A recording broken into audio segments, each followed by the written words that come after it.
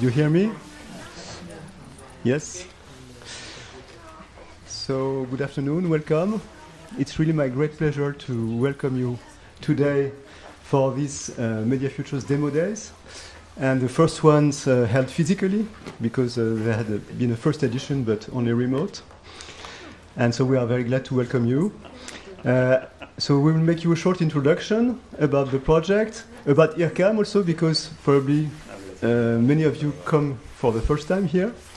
And then Gaëtan Robillard will present the work that he presents downstairs. All right, so probably many of you already know MediaFutures. So it's a program that hosts both startups and artists for a period of 6 months, and they work on the theme of disinformation. And here we will have presentations of the second year of MediaFutures, 12 teams presenting their work. And they also compete for 4 prizes, and so there will be also a jury that will listen to the presentation. So there will be 5 presentations for AFM, Artists for Media, so artists, 3 presentations for startups for citizens, so startups, and then joint startups and artists, so 4 teams who will present their work. So this is a summary of the agenda of the 2 days. So we will have several keynotes, starting by Elena Simperl, Professor Elena Simperl, who is part of the consortium, MediaFutures.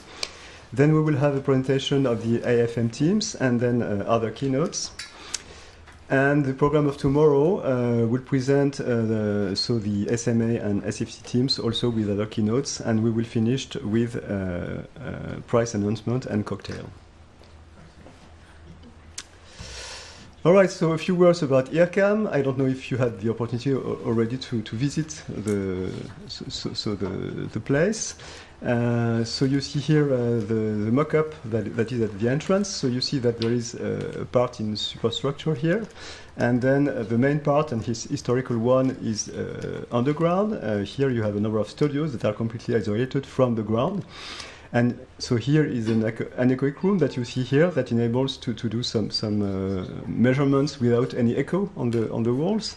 And here it is downstairs also here the IRCAM's projection space, and it has an acoustics that can be changed. It has panels that are controlled with a computer, and you can change from a completely wet room or fully reverberant. So yes, IRCAM was founded in 1977 by conductor and composer Pierre Boulez as part of the Centre Pompidou project, and IRCAM is the music part of Centre Pompidou, but it's a different organization, so separate from Centre Pompidou, but we have close relationships. And really the IRCAM's project was really an art science project, an idea. So Boulez had the vision at the end of the 70s that the future of contemporary music would be through science and technology. And so Boulez's project was to have in the same place scientists, technologists on one side and artists on the other side for their mutual benefit, and actually this is always true. And so we have the main activities of IRCAM are still research. So we have a research and development lab that is called STMS, for Science and Technology of Music and Sound. It gathers about 130 persons. And the specificity of it is also that there are not only researchers, but also engineers who develop software that directly result from the research and that are used by artists for making creations. As for artistic production, so IRCAM is really a reference institution for contemporary music, but not only, actually, IRCAM also produces for performing arts, dance, theater, movies, etc. And IRCAM is always in charge of the sound production in that case. We have about 30 new works created, produced every year, and in particular during our festival in June, the Manifest Festival, during all the June, throughout the whole June month in Paris. And then we have also a Department of Education and Casual Outreach. So it manages a number of higher education courses, both for engineers, for artists, composers, and also sound designers, and also professional training on the software we produce here. This is the research organization at IRCAM. So you see that IRCAM is the main host, but there are a number of other institutions. CNRS is the largest research institution in France. There is also Sorbonne University. And all these institutions bring means to the lab, bring in particular faculty for Sorbonne. The CNRS brings full-time researchers, etc. And the scope, the research themes, the scope of research themes is quite broad because it goes from physics to humanities and cognitive science. And the main topic is engineering, signal processing, computer science, acoustics, etc. And you see here the list of teams. And so this is the basic life cycle at IRCAM. So you have research development department that is in close interaction with science and industry. It produces technology that is then used by artists in production, hosted here. And at a higher level, we have computer and music designers. So these people make the link between artists and researchers. So they are in charge of the technical setup of any production at IRCAM. And so they are always in contact with researchers also for integrating the latest research in production. And then we have what we call musical research, which is an activity at the crossroad between technological features and artistic themes. And so we host artists in that field, and in particular as artistic residencies. And then this technology is also then disseminated through various channels.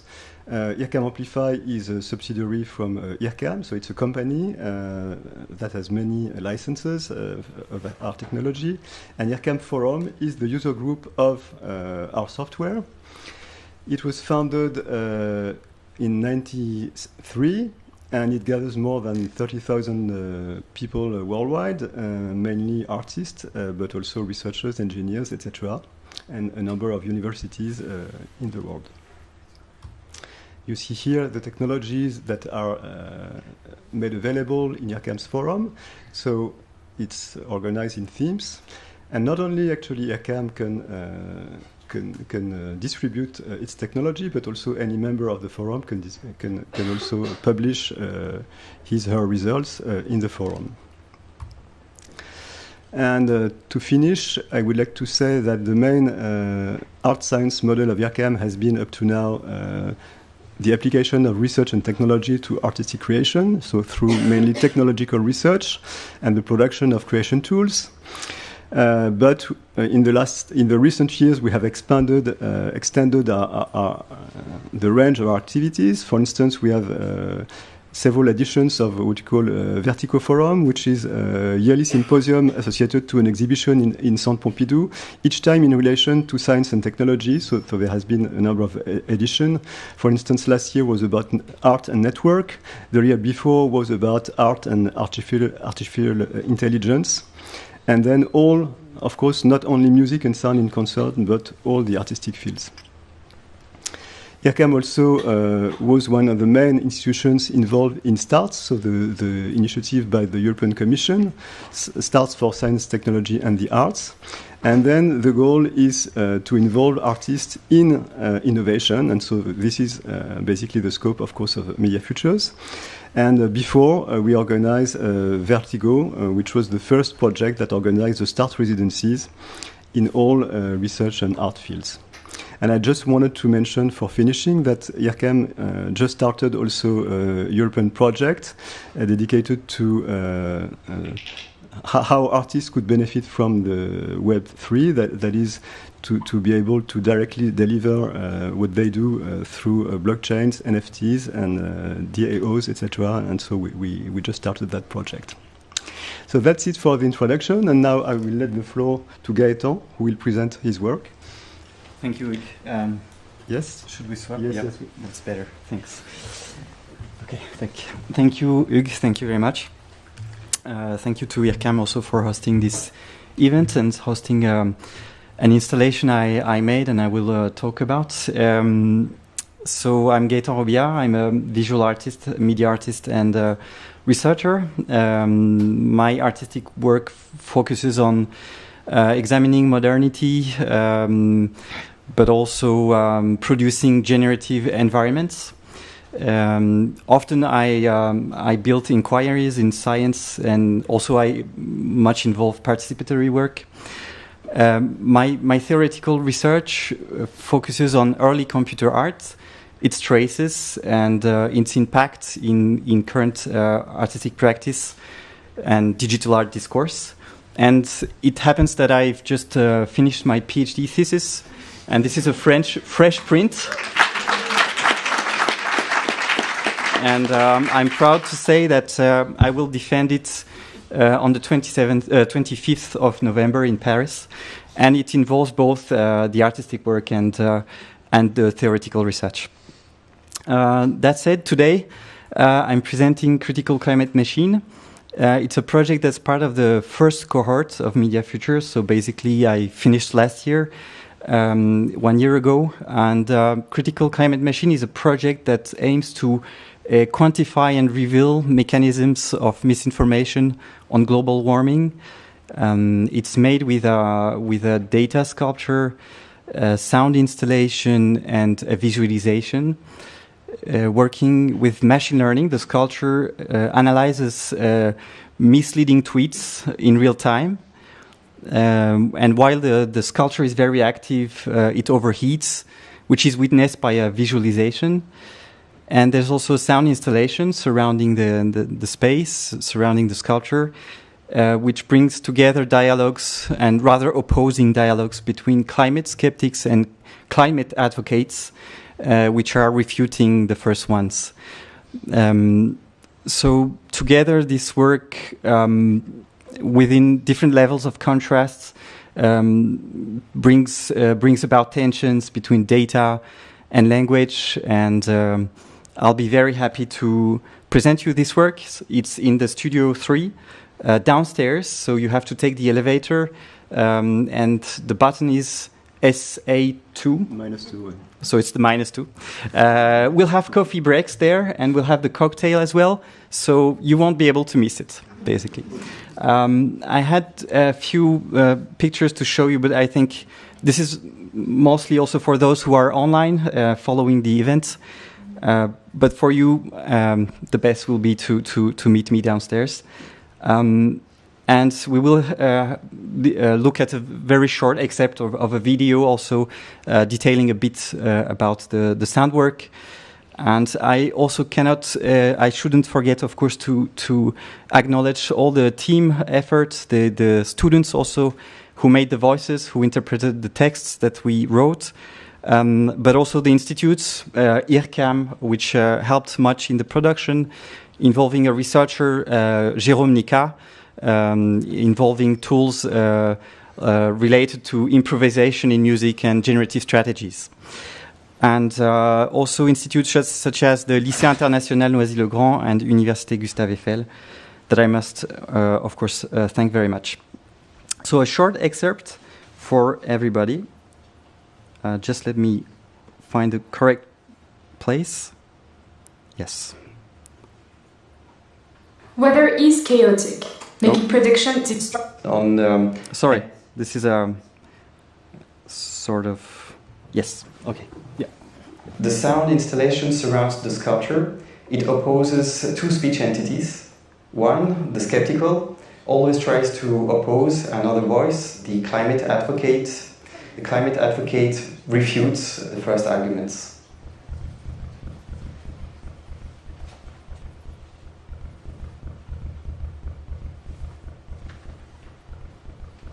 I actually worked with students on embodying false arguments and their refutations, but I also work with IRCAM team with cutting-edge software that is used to generate improvisation in music. So this opposition between embodied speech and generated speech also reflects or creates a tension between what's computable and what's not computable. And I believe this opposition also reflects another tension between society and technology.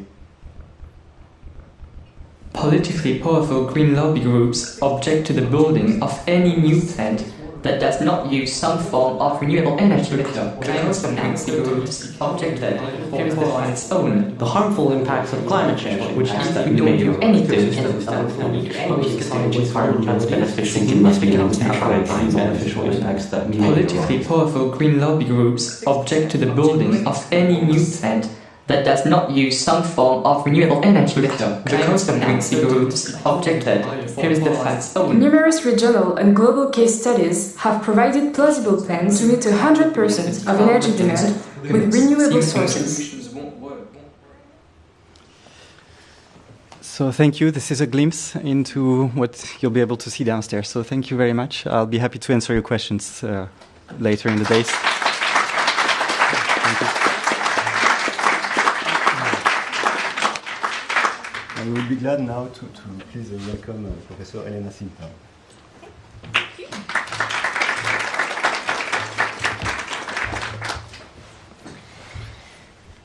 I'm left alone on stage. Okay, let's see.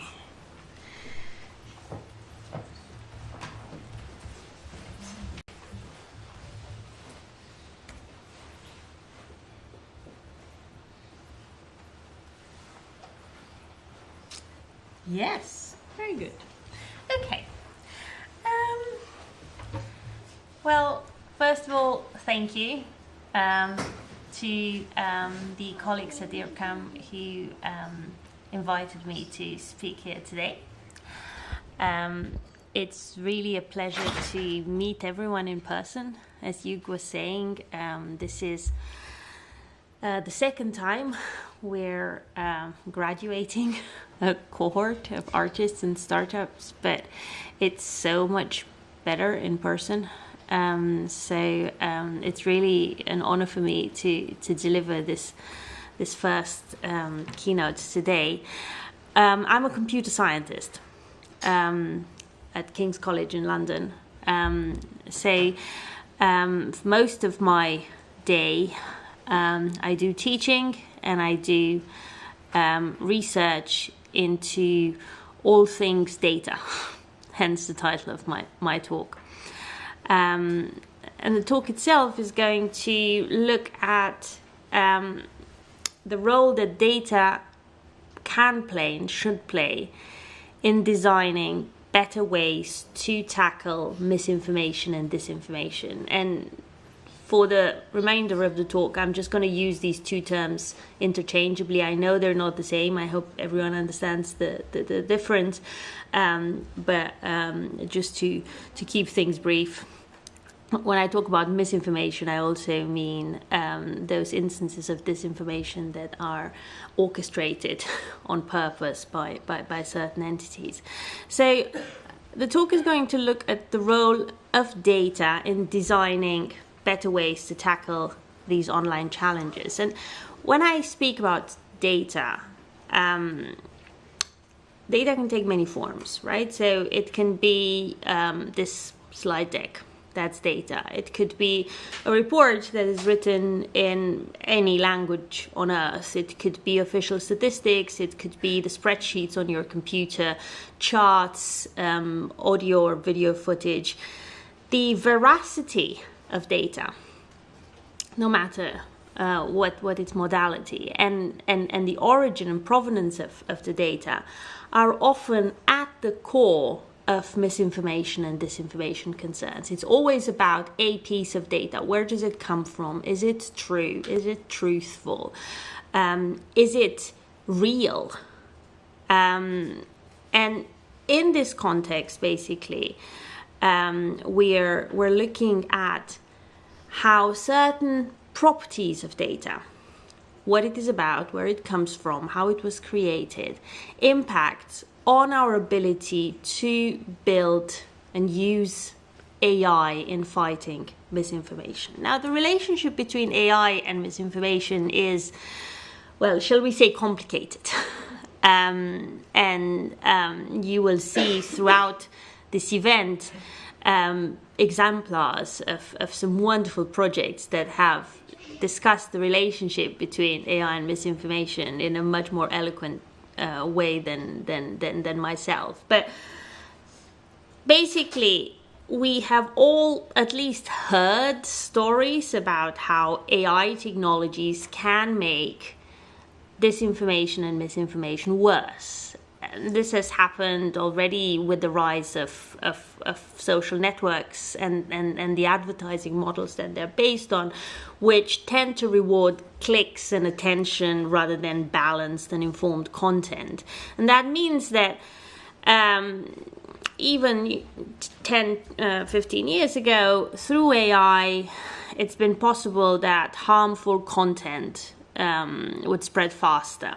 And through trolls and through fake accounts, AI would help distort interactions online, interactions between people online, polarizing communities, destroying what used to be a place of genuine public debate, and ultimately fueling some of that disengagement, disillusionment, and that we're experiencing with some parts of the public just logging out, engaging with common causes and with established processes and institutions. And now, more recently, perhaps as recent as 5 years ago, advances in deep learning, one form of AI, have given us tools to create deceivingly fake content, which is used widely and raises a new challenge for fact checkers, for public authorities, and for journalists alike. See, from that point of view, AI has done a lot to make this crisis worse. On the other hand, fact checkers and journalists and public authorities have used AI productively. Say, it's AI that allows social network platforms to filter substantial amounts of harmful content. So we're talking about high double digits of content that doesn't make it on these platforms because of the sort of semantic analysis technologies we have that spot patterns and flag content that has potential issues. In the same way, it's technologies like graph neural networks that allow us to understand where a false story comes from and how it spreads, because it turns out, research shows, that the patterns in which the influence of these fake stories happen are very different from genuine ones. The dynamic of social networks and interactions is different. So if you spot them, and if you spot them fast enough, you perhaps can limit their reach and their propagation. So there's many tools, AI-enabled tools, that we're using to fight against misinformation as well. And these powerful automated fact-checking tools are the result of huge efforts across the sectors, which involve not just projects like ours, but technology companies and the media and regulators, and also the public, volunteers. Everyone can fact check and flag content on social media platforms. There's organizations like Full Fact in the UK and many others. I know we have colleagues in the room who also work in the European Digital Media Observatory that has a whole range of fact-checking organizations. They all work with the public and involve them in validating what AI predictions say in terms of content, whether it is fake or not, or harmful or not, and provide data that the algorithms can be trained of. So, and if people are at the core of fighting this epidemic, data is in the background. So I've spoken at the beginning about how ultimately when we talk about misinformation, we're talking about the quality of a claim that could be faked, produced with the help of an AI, or it just could be misleading, produced in different ways. Data is always in the background. Data is what those AI algorithms feed off to make recommendations on social media. It is what allows us to be able to discover harmful from genuine content. And because of how AI, and in particular machine learning, works, if the data is wrong, if it is noisy or biased, or it just missing relevant information, any of these data illnesses can have really serious consequences because machine learning tends to amplify these effects. Noisy data, bad quality data was never good news. But in the context of AI, applied to misinformation, for example, the effects are actually much, much more serious. At the same time, most data fed into such systems have been generated in the wild with very little scrutiny and almost no audits or documentation. So we actually don't know. Every time we're criticizing an AI algorithm for producing a piece of content that perhaps is biased or misogynistic or shows any other parts of society that we would prefer not to look at, it is really because of the way in which the data that feeds into these algorithms has been collected and fed into the system. And there's many reasons for this. To start with, to be able to use AI productively today, you need a lot of data. And Gaëtan and others can tell you when you use a system, it could be logistic regression, like in your case, it could be more complex systems. You need much more data than you ever think. And creating that, collecting that data and getting it ready takes 80% of the time of building the whole system. So it requires a lot of data. And data work in itself is challenging and often perceived as less glamorous than algorithm work. So everyone, all my students want to do deep learning. None of them want to actually go and label data. Now, if an algorithm is using people's interactions on social media to make predictions, it often doesn't or cannot, for privacy reasons or for access reasons, it cannot keep track of where that data comes from and what exactly it did with it before turning it into those features that the algorithm needs. So even if we would be interested in understanding the potential blind spots and biases of that data, we wouldn't know where to start because the record of everything that happened before that data was fed into the algorithm is lost. And the same happens if the data is scraped from websites or if it's outsourced to digital labor markets. I'm not going to name any names, but there's many of such platforms that have quite opaque and sometimes unethical way to recruit people and to reward people or to validate the answers that these people provide. And sometimes this data isn't even available. So I remember a few years ago, we were working in a European project where we wanted to use machine learning to build smart transportation systems in a small-sized city in Italy, as it happens, but it doesn't really matter because any medium-sized city all over Europe has the same challenges. And so the public authority we were working with, they knew that their residents are using different means of transport to get to work. So it wasn't just a matter of taking the bus from home and arriving at work. It was really a matter of them taking the bike for the first 10 minutes and then dropping the bike and then getting on a tram. And so that sort of mixed transport journey was something that was really important to the residents.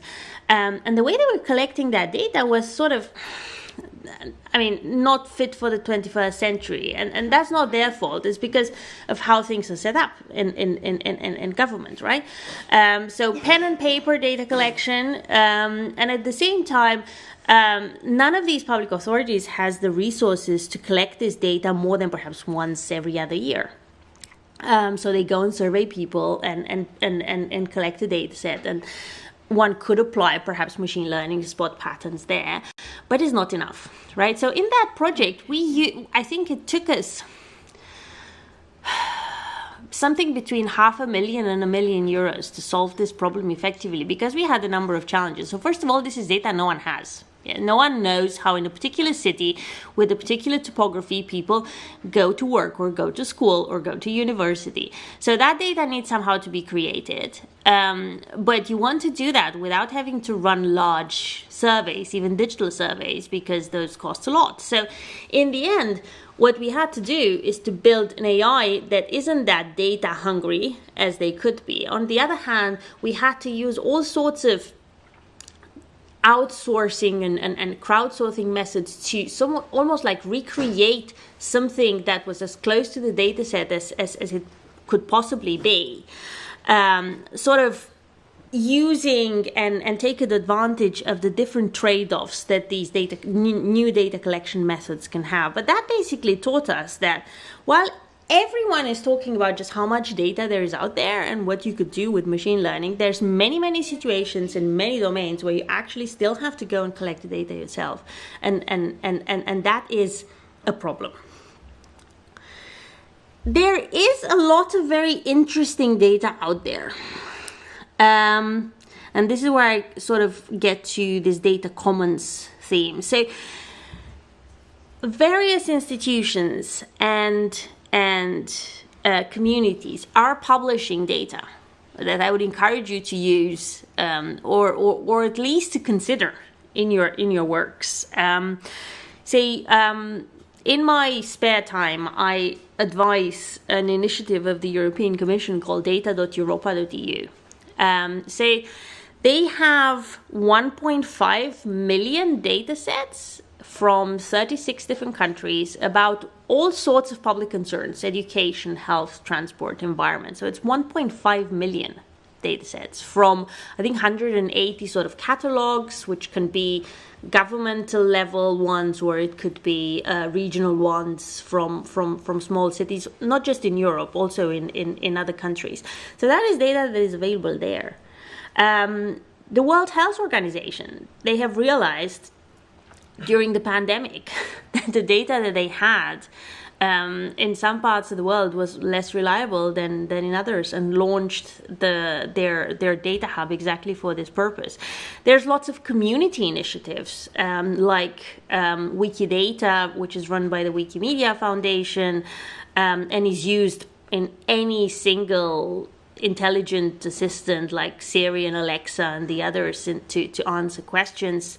We all know OpenStreetMap. So there's a wealth of resources that you can use in AI systems. And at the same time, you basically also give these data publishers the confidence and the feedback that they need to be able to justify that these efforts, which are for the common good and often subsidized through public money, have an impact in the real world.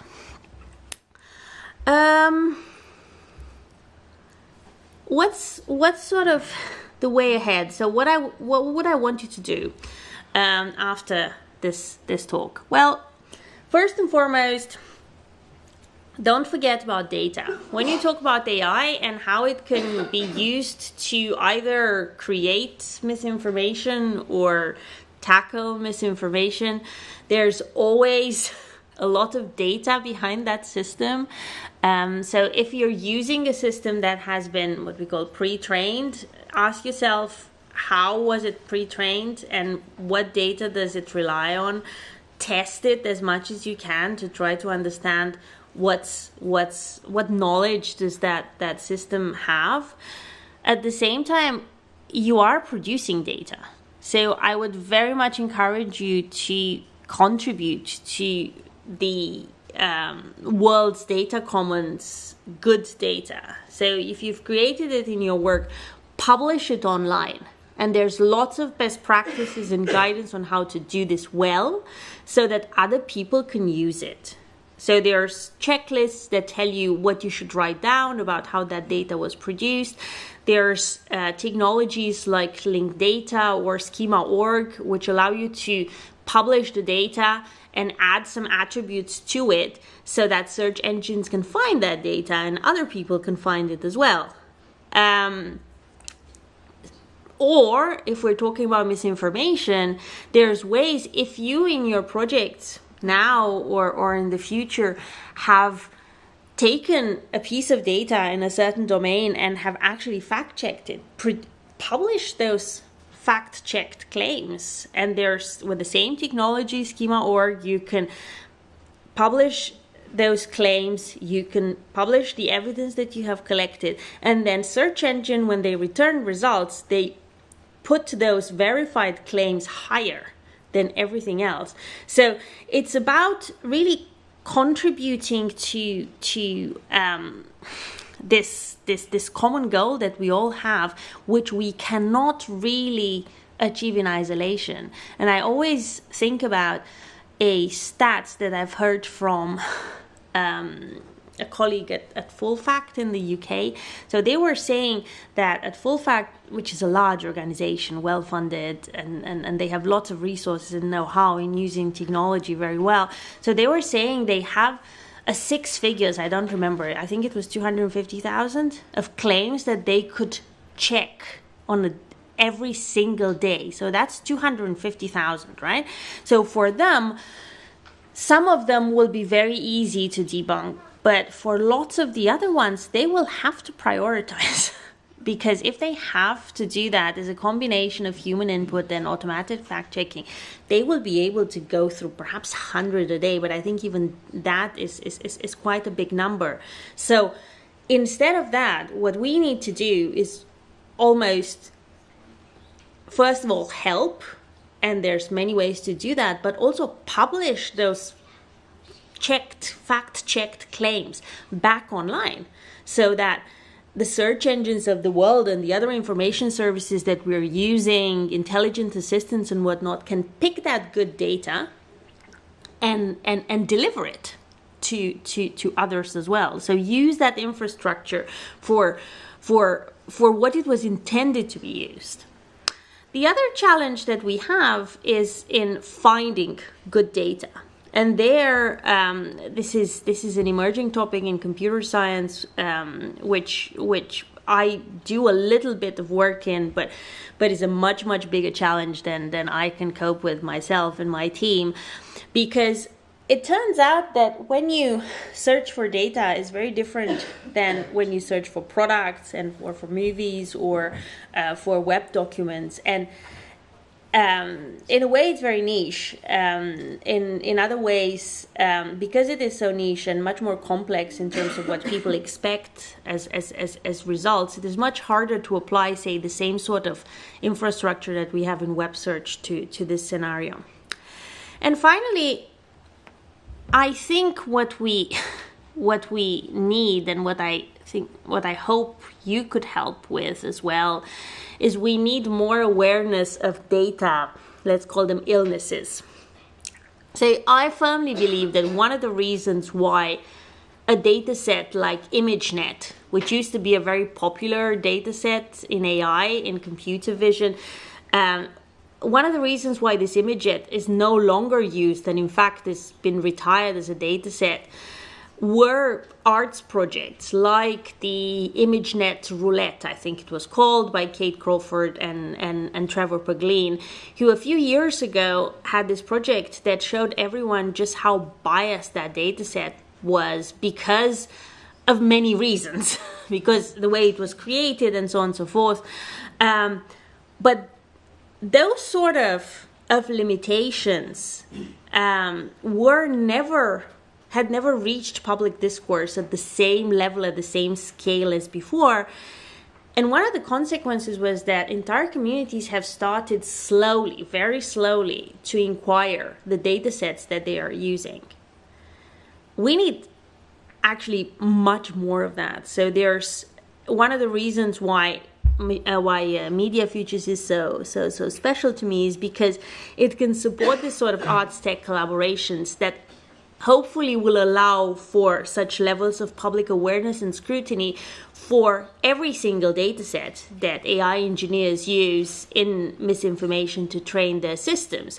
And for many AI tasks, there's no data sets of any notable quality, or there's lots of data sets that are used without any questions being asked. So probably many under-resourced languages. So don't think big languages like French or Spanish or English or German.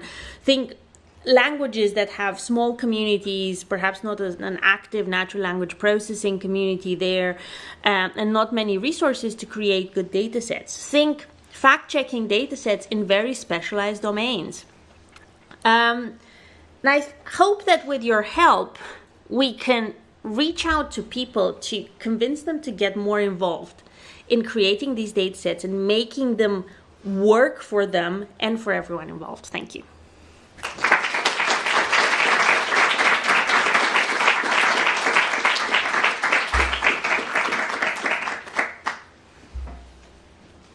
I go?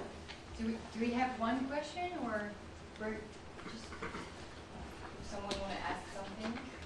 Yeah, okay.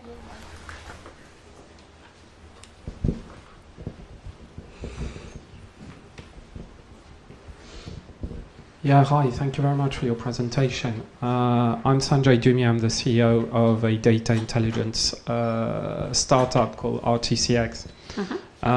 We've been finding out throughout our work, trying to help businesses get closer to their consumers, that actually collecting masses of data is perhaps not the best way to go about it.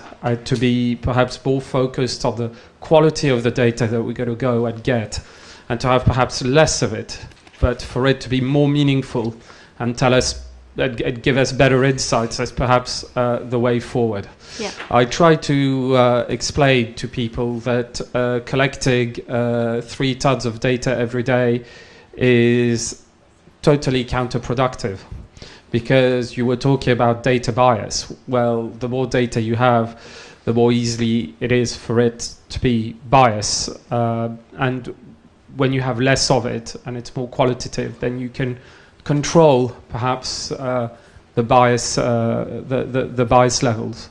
I think in terms of disinformation and misinformation, I think perhaps we also need to look at it the other way.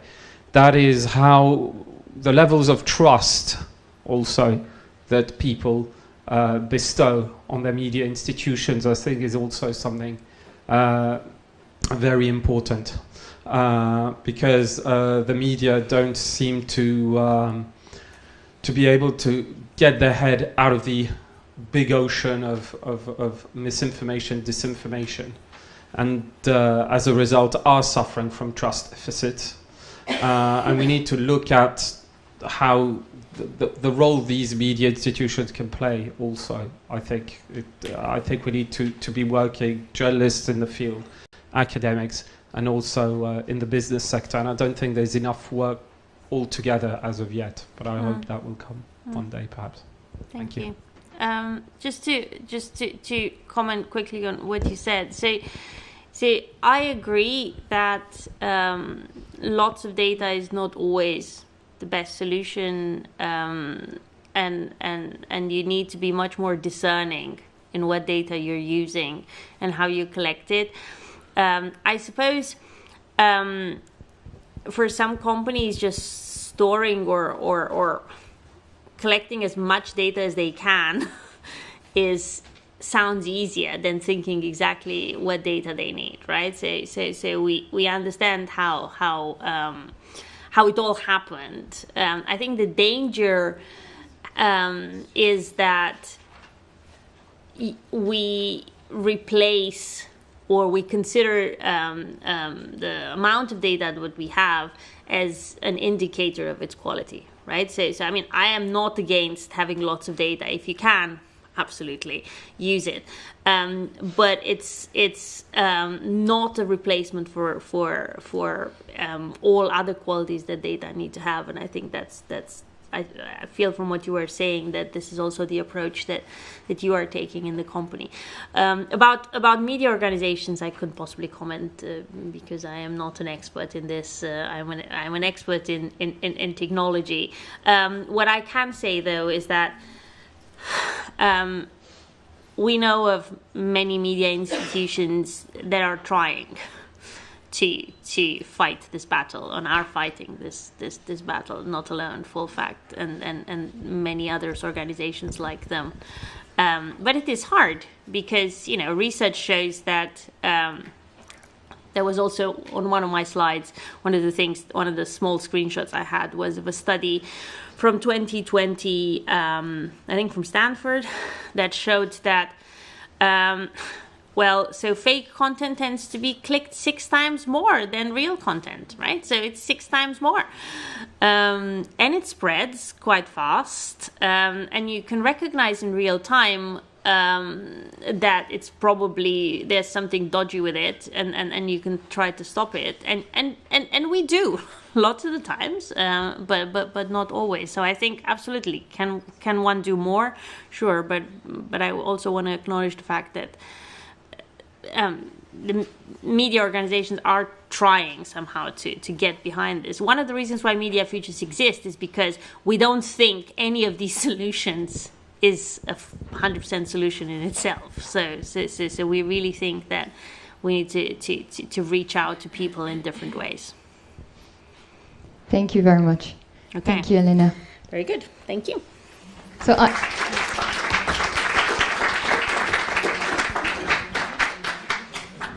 I know there are plenty of questions. I'm sorry that we don't have time to go through all of them, but we'll have several breaks during the day. So Elena, if you can stay around for people that are crazy about questions. Okay, cool. So now we'll jump into the presentation of the first track, that is Artists for Media. So we will have 5 artists that were supported during the 6 months residency program from April to September. So now we have the team from Edit Wars. If you want to start, perfect. You can set up. Cool. And before that, just wanted to introduce the jury members that are there today that will take part of this evaluation of the track. Yes. So what you need to understand is that there are 5 teams presenting, and there will be a final prize for one of the artists or team presenting today. So we have today Hannah Redler Hawes. She is a director of the Data as Culture program, and she's also curator and associate of the ODI, Open Data Institute. We have Julia Vincents, who is a researcher at the IRCAM, which is a center for research in Catalonia, and Hugues Vinet, that you've seen, who introduced the day, was head of innovation and research means at IRCAM. So the artist will present for like 7 to 8 minutes. Then the jury panelists will have time to ask questions, and if you have more time, you can also ask questions. But it will be around 15 minutes per team. And so, I'll let the floor to Slava. Thank you. Thank you.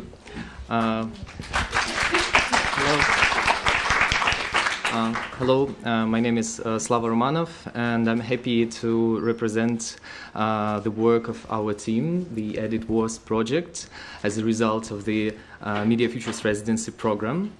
Our team consists of 6 media artists, journalists, and developers.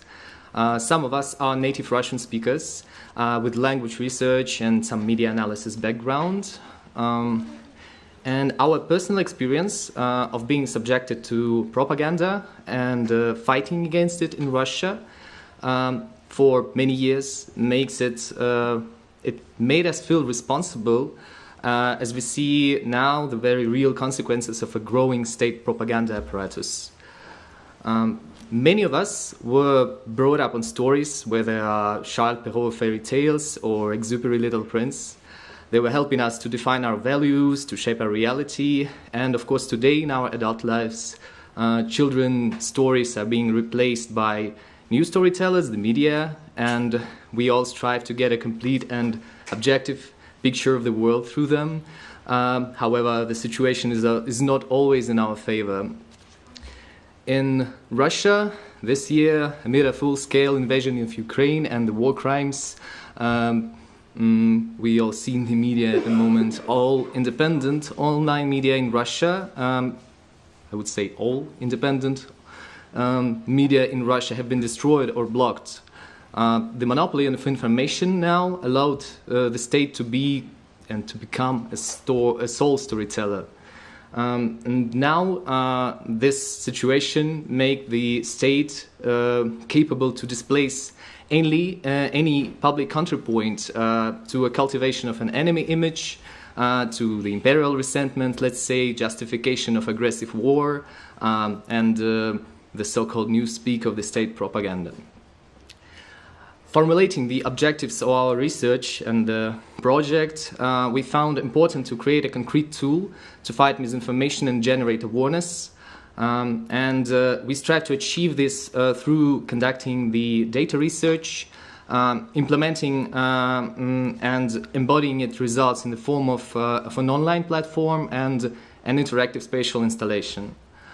During the 6 months of the MediaFutures residency, we explored which key themes, messages, and propaganda techniques formed a parallel reality for the Russian domestic audience after the invasion of Ukraine and during the invasion. Using the GDLT open database, we analyzed more than 500,000 headlines with machine learning tools, which helped us to understand how the war in Ukraine is covered and shaped in the Russian-based state-acceptable media, let's say. Using clusterization, we extracted 150 relevant topics from this massive of news headers, and we grouped them around 10 propaganda narratives. We understand narrative as a communication tool that offers an alternative form of history, and it can be used to interpret reality. Narratives used to embellish the causes and development of events. They're capable to create characters, their features, and usually are built on underlying myths, cultural imperatives, and traditions. Throughout the analysis we made, we were able to build the conceptual networks from the popular word combinations that you've seen like a couple of seconds before. We also evaluated the narrative dynamics and their interrelation with events taking place. We used to compare them with media reactions illustrating specific topics and narratives. We use these visualizations and interactive visualizations on the website, which is now launched. And if we briefly comment on our findings from the 3 reviews which are already published on the website, we are first convinced that the Russian media intimidates the audience with the threat of a world war and nuclear weapons, justifying by that Russia's preventive strikes on Ukraine and attempts to protect itself from NATO or Western threat. The other intensively spread narrative about Nazis in Ukraine is an inhuman exploitation of the historical background, and there's an attempt to create an impersonal image of the enemy through the use of certain linguistic structures and the massive dissemination of disinformation, of course. Also, the delayed effect on the Russian economy, the increased energy prices and the negative consequences for the global economy allowed Russian propaganda to exploit multiple narratives of economic confrontation. It strives to shift responsibility for the economic consequences of the war, energy and food crisis to the West. For us, the online platform for publishing analysis of propaganda, it's not only an artistic expression, but we consider it as a research media we would like to develop further. Our methodology is open source and it can be applied for further research as well as our Git repositories, so you can check that. On the other hand, the propaganda narrative soundscapes is the material embodiment of our project in the form of audiovisual spatial installation. It's based on our research data, and we trying to offer the view of propaganda through the lens of sonification and interactive visualization. Each narrative explored, whether it's NATO aggression or Europe freezing due to sanctions or Russia defends the Russian world in Ukraine. It's a standalone soundscape. It generates individual experiences through sensor tracking for multiple users. We make sense of building the experience of being inside and outside the propaganda bubble to look at it from different perspectives and bring awareness to the perception gap. To do this, the physical embodiment, these narrative soundscapes, include two key elements. The first one is so-called outer experience. It's a projection of a multi-layered chart of media popularity of the topics or the word mentions that constitute the propaganda narrative. So let's say the popularity of the topic about Nord Stream, or paying for gas in rubles, or the popularity of topics of NATO aggression. Where the observer's movements in space allow traveling along the line of events and through the layers of topics of contextual markers. Each layer consists of series of animated graphs and highlighted events. It reveals itself when the visitor gets to a specific position. So the intensities depicted on the graph are perceived through a combination of rhythms of synthesized sound, and the effects are generated in real time. We also tested the installation for initiating a multitude of sounds for several users. And the second element is the so-called inner experience, or let's say propaganda room. It symbolizes an aggressive news emitter in a confined space. It's also consists of some sonification based on text-to-speech and some granular filters. It surrounds the observer with the sound distortions based on it. And our idea was to separate the experience with a symbolic or literal curtain, a barrier that separates the capacity for critical and analytical perception of information from the direct consumption of propaganda. In the installation, we address the visual reference of the fire hose of falsehood. It's a propaganda technique of an unstoppable information stream used by the Russian state, like filling all the news sources. Currently, we have tested the prototype of installation and aiming to make it adaptable to different exhibition spaces, because it's a projection installation, so it's capable to be reshaped according to the space. And we are discussing further exhibitions in 2 sites in Bremen now. Expect to organize them in the end of 2022. And of course, our next steps include the publication of other propaganda narratives we have researched, building new soundscapes, as well as a thematic exhibition based on the prototype we have created. We, of course, are grateful to the expert support and for the MediaFutures program for the opportunity to implement the project, because at some point we understood that it's very ambitious. And we are planning new partnerships and looking for financial sources to further develop the project. And we will be happy to answer your questions. Thank you for your attention.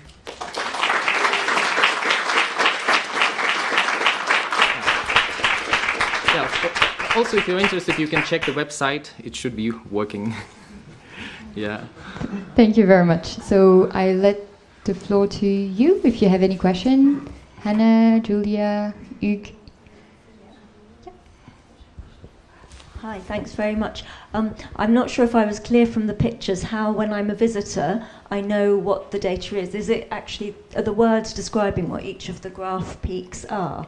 We were aiming to create some color legend for each graph.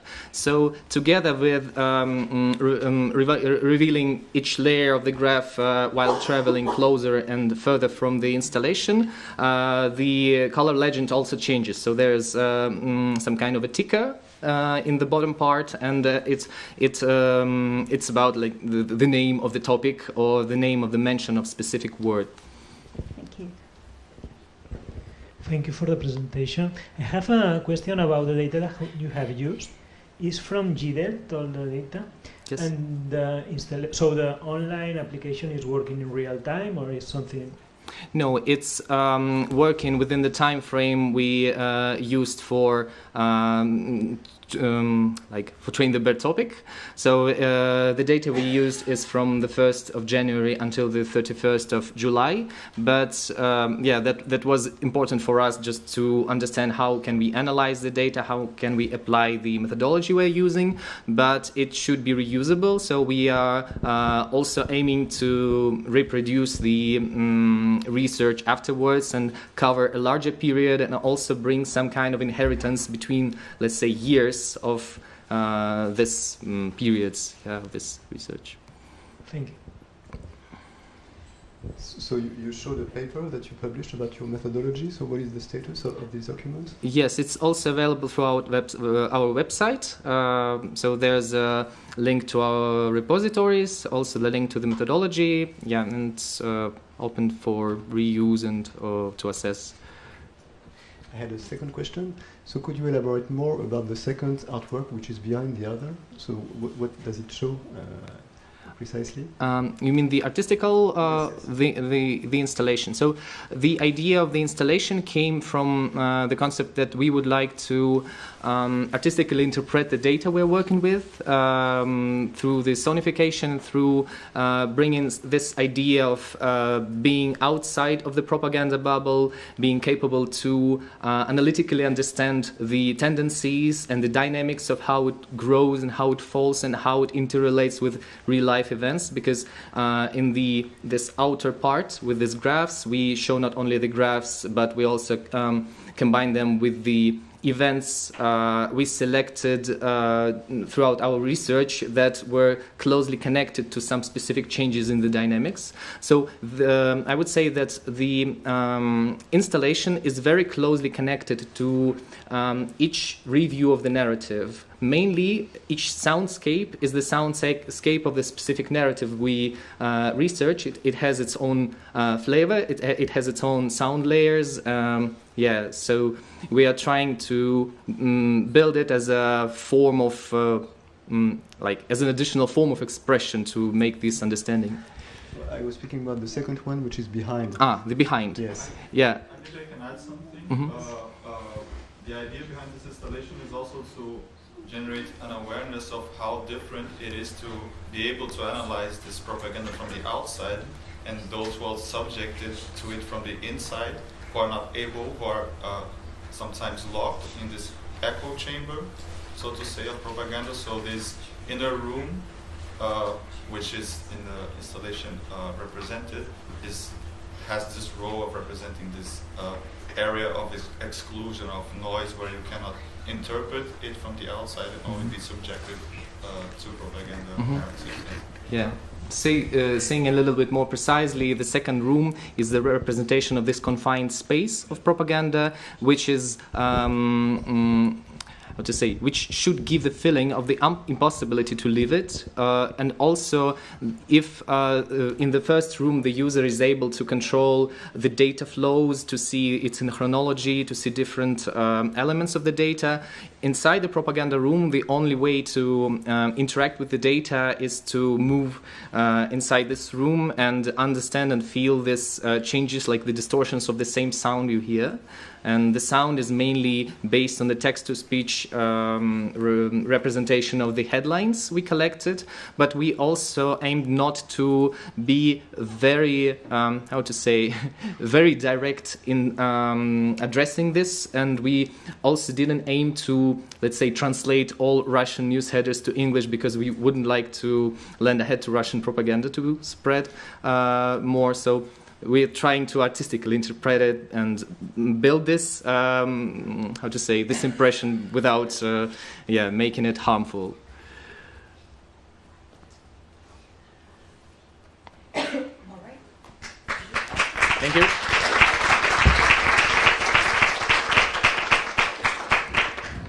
Thank you very much. So now, welcome to 𝗍𝗰𝘁𝗆. She will present the project How Many Heartbeats to Send a Love Email. So the floor is yours. Thank you. Bear with me, everybody, because I'm under the weather, so I can hardly talk. Do you have sound? Yes. It's a mini jack, okay? Mm-hmm. Let me see, where's the mini jack? Oh, it's here.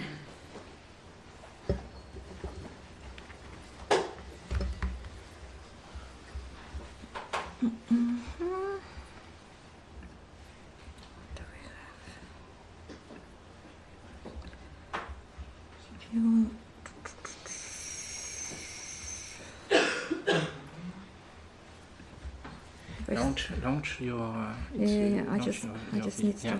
Perfect. Okay. Hi, everybody, and so yes, my name is 𝗍𝗰𝘁𝗆, and thank you very much for giving me this amazing opportunity to, first of all, be here and to create a new body of work and indulge in exploring, in a way, in depth, what has bugged me in recent years, that is the fake news and mis and disinformation. And so I am an artist, design fusionist, creative coder, and technologist, and I run a studio Ozga, where with help of 4 amazing other creatives, we probe and poke subjects which, well, keeps bugging us. And among many other things, in recent years, we've been extremely passionate and interested how digital technology impacts the material, physical, organic, biological, or analog world. How many heartbeats to send a love email is a collaboration between Studio Ozga and Dark Euphoria, which is a fantastic production company. And yes, let me start to introduce you to the project.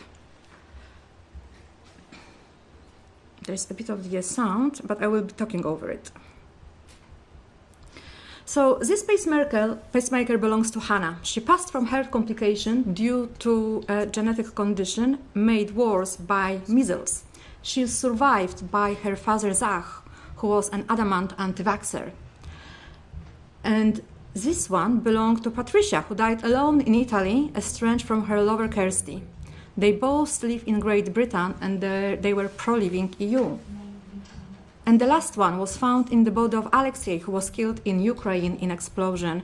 He supported the Russian tactical military operation, although he was Ukrainian, but he got isolated from the rest of his family, who decided to leave to Poland and called them traitors.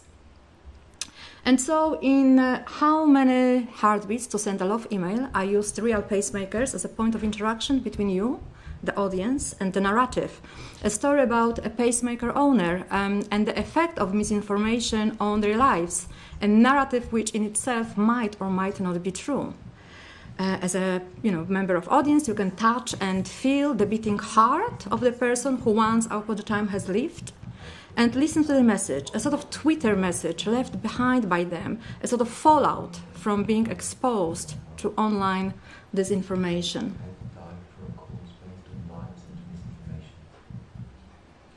You can also hold the pacemaker in your hands, and then so that the heat from your hands is in a way converted to the energy, which in turn can change the narrative. That is, if you consider what you hear fake or not, and if you will be patient enough to stay there and hold the pacemaker in your hand for a long enough time.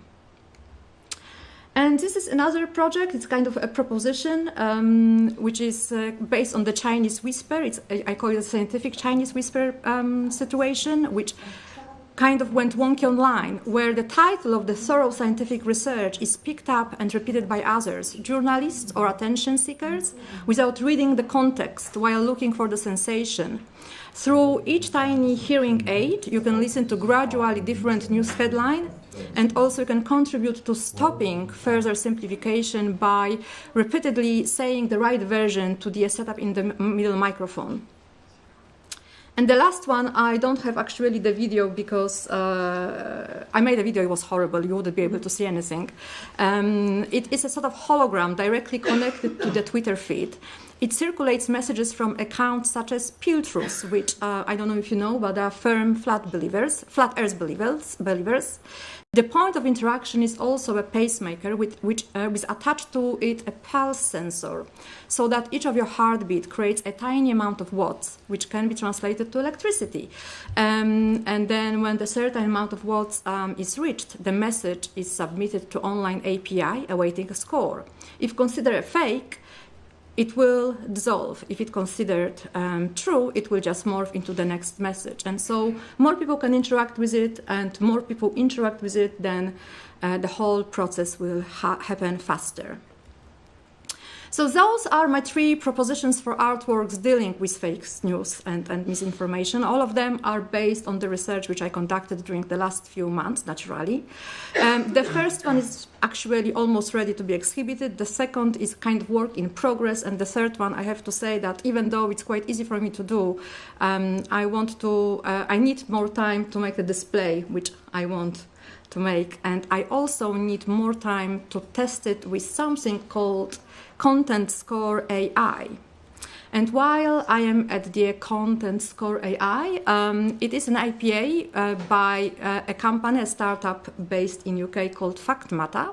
It is a service for online publishers which in real time can monitor and moderate content. They now have around 19 models which help in detecting harmful content against 19 parameters. So there is a screenshot of the score parameters which I looked into because I was most interested in them. I wanted to better understand the correlation between the emotional sentiment and fake news or misinformation. The emotional impact, it is mostly interesting thing for me because it impacts our mental health, and our mental health will influence our behaviors. It will influence, our bodily health. It will influence how we all interact with the physical environment around us. And so, again, the materiality of it all, together with its carbon footprint, because of how intensive in high volumes fake news, especially on Twitter, are shared, is core of each artwork. And so the choice of the messages, the narrative, which is part of each single situation, the choice of messages, the subjects, are based on the research which my team and I conducted with few group of peoples. We have engaged our peers with questions whether they could tell us how misinformation impacted them personally. And we also wondered whether school-age children and young people were aware of fake news and their impact, and whether they were taught how to deal with that problem. That also led us to question about why it is that we really like sharing and reading fake news, even though very often we know that they're fake. And so, during the research, I learned that people often improvise information out of their environment during crisis, times of high level of uncertainty and collective anxiety, as a way of coping with their own anxieties. On the flip side, because technology accelerates message diffusion to really unparalleled scale, fake news content is now considered as one of the main reasons for thoughts about death, which is one of symptoms of clinical anxiety, which also is on the rise, and I for one, suffer from that. And then there is also a Brandolini law stating that to debunk fake news takes at least 6 times more effort than to share it. And so anxiety causes heart to beat at least 200 times per minute. Each heartbeat creates around 1 watt, and each shared Twitter message needs around 0.02 watts. Interpretation of Brandolini law embedded in the length of time needed to change the course of narrative in my work, and also in case of hologram work, the calculation of needed watts or electricity to do so. So the interface and narrative is a combination of all those things. It can be site-specific and customized. We can use messages in any language, and also we can test specific content. The artwork, although multi-sensory, can be engaged with by only looking at it, or by listening to it, or in case of the first example, by even touching. But of course, we want to encourage everybody to actively interact with everything. People who will interact will also contribute to the important data for FactMata. We're planning to collect people's reactions to messages, obviously anonymously and with the full agreement, to see whether they felt a need to change the narrative or they left it as it was, and that will help FactMata to train their models better.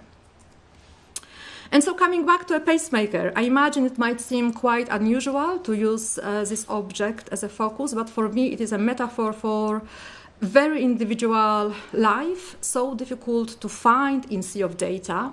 It is also a sort of heart surrogate and an aid to keep something alive. Like, for example, metaphorically keeping truth alive in the chaos of infobesity, where the truths keep disappearing. And most importantly, by creating this work, its front end, which is so physical and tactile, we really hope that we would make it much more accessible to those who are not necessarily so digitally literate, like all of us here, because after all, for me at least, those people are the most important to reach, because very often they are victims of misinformation.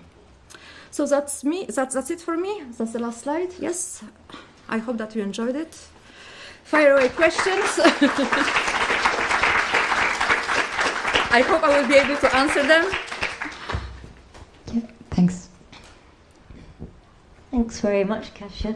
It's really, really amazing. I'm not sure if I followed the narrative right, so can I just check that the first 3 pieces you showed, are they pieces that have informed the final piece, or is the final piece this trilogy of works?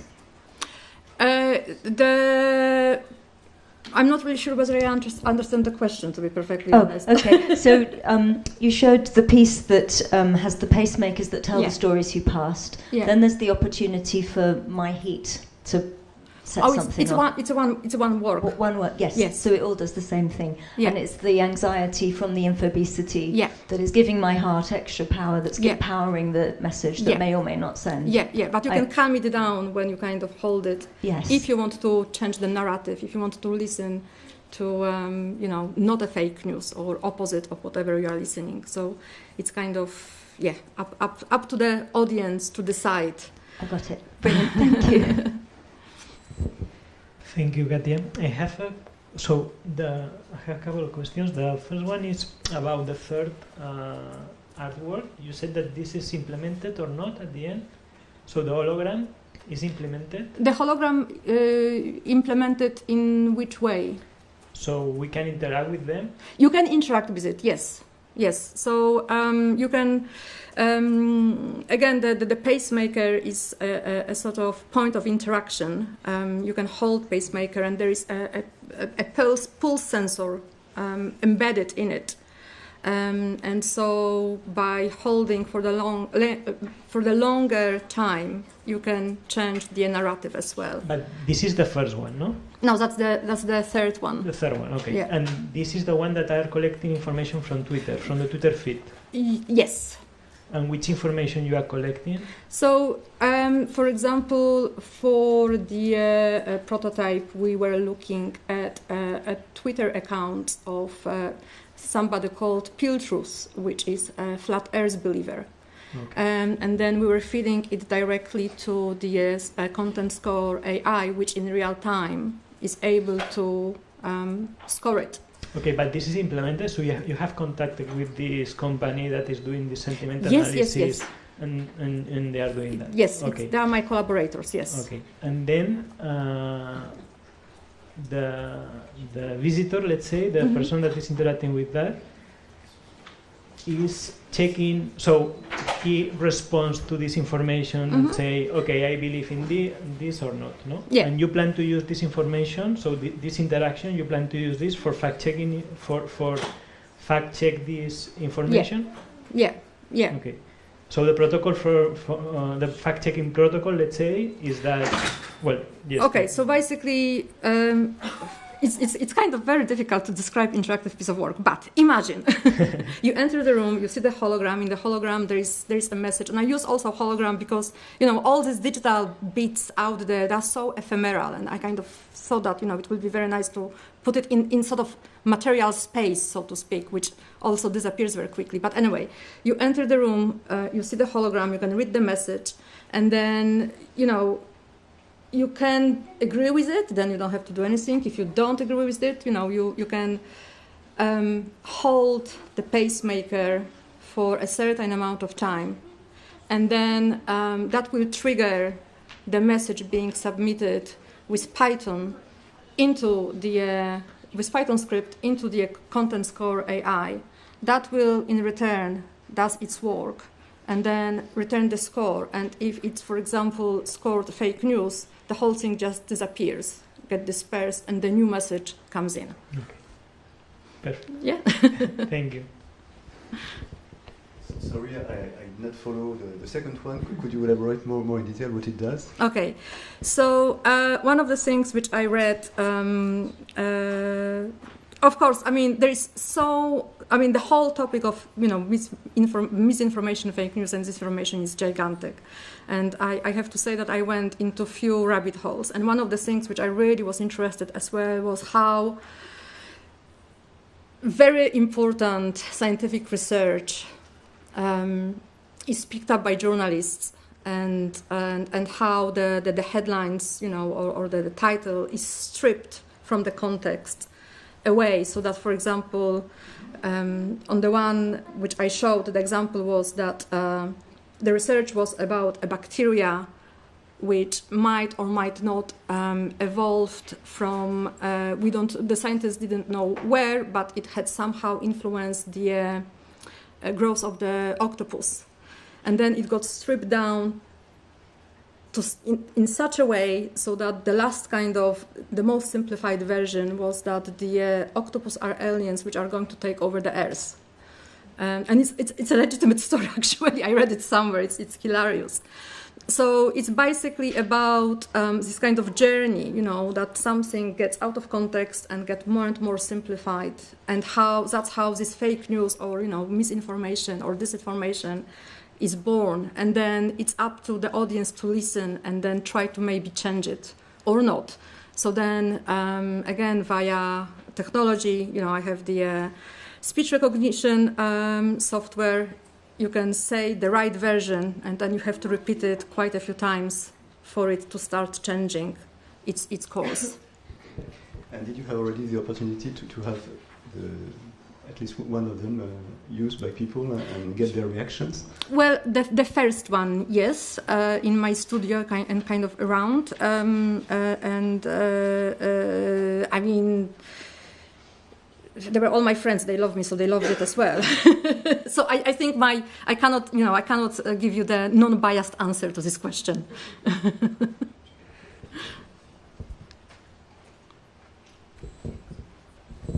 Thank you very much, Gaëtan. Yep. So we'll jump into the next presentation. Farid, if you want to join. And thank you, Gaëtan.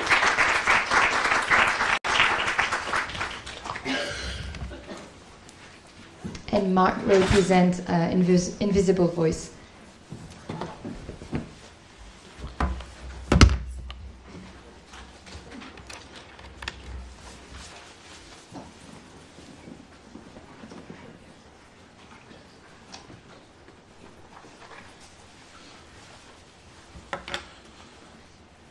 Where's that? Would you? Internet. Internet.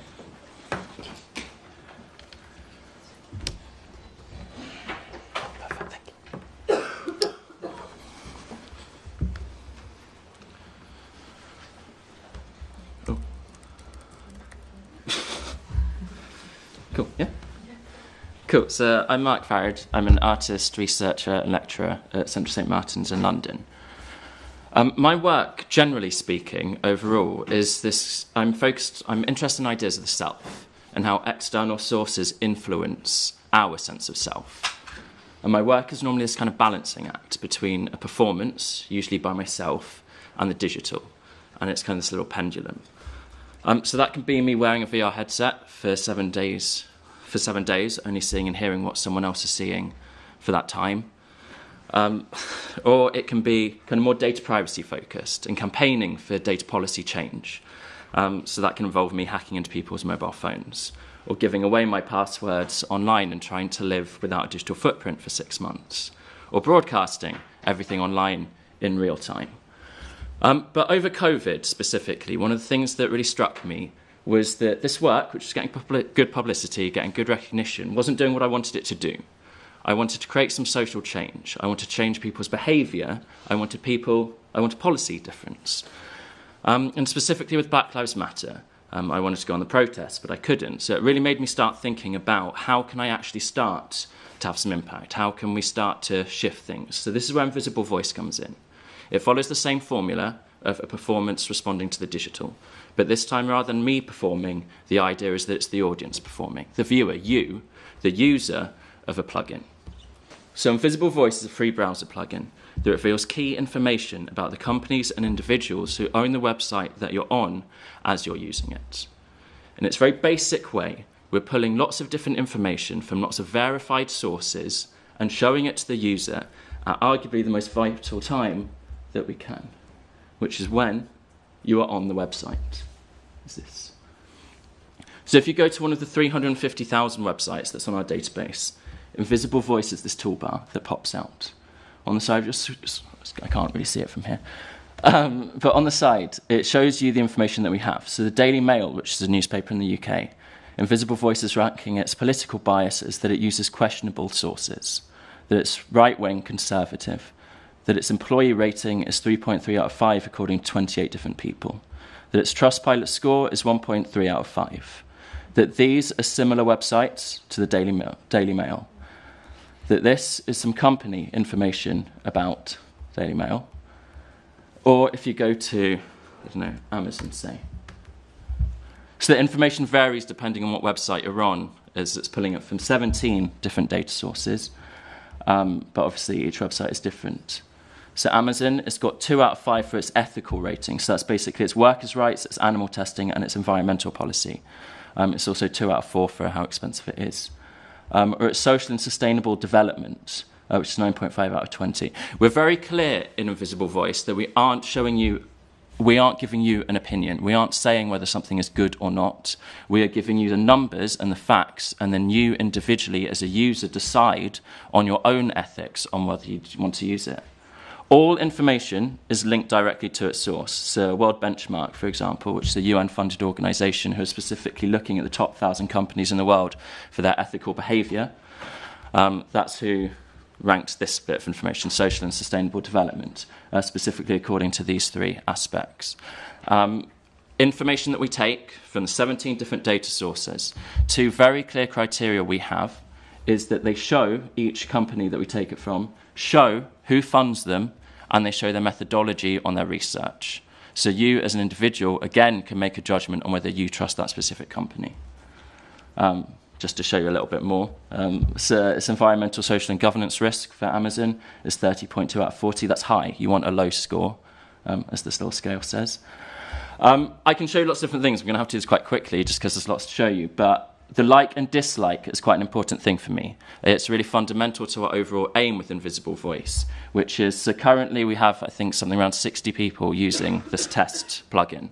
9 people have said that they disapprove of Amazon. 1 have said that they like it. I would actually dislike it for that sort of conversation. That's a live filter that moves up, and it's important for us because it shows that maybe if 2,000 people, 20,000 people didn't like Amazon and you saw it, then maybe 1 out of 10 times you'd go to a similar website. Maybe you'd use one of these alternative ones or something else. And the boycott button, if you click boycott, it boycotts the page. That you can go back on it temporarily. You can just click on it and go back through. Or then the next time you go on the page, it will be blocked. Maybe. It should be, yeah. Not only does it just block Amazon, though, it blocks all of the websites that Amazon directly owns, which are this long list here. So, for example, if I were to go on Alexa.com, it should be blocked. I will show you one more, and then I will get back on with finishing this presentation off.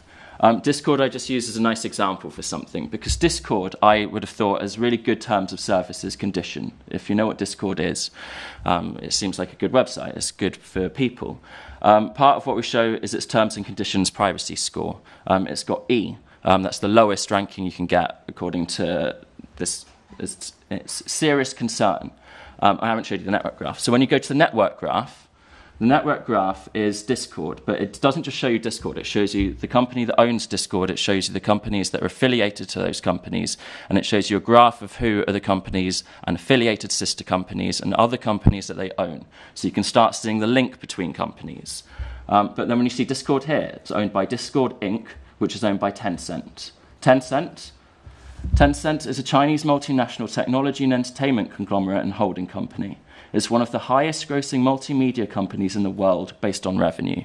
Suddenly, that privacy score of E makes a lot more sense to me. There are lots of things. In fact, I should just very quickly show in the settings. In the settings, you can change the language. We've got it in 8 different languages at the moment. You can change it to dark mode if you would prefer dark mode. I have it so you keeps it on the dashboard so it keeps popping out, but you can close it.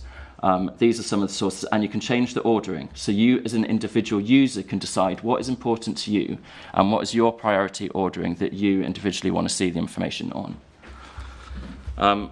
Just to quickly round back to the presentation. Yeah, we're taking loads of different information. That's some of it. We're actually taking way more than that. We set out to take 7 data sets from the initial beginning of this grant. We're now taking 17, which is just quite a nice thing for us. And yeah, we were working very closely with lots of underrepresented groups. 4 specifically.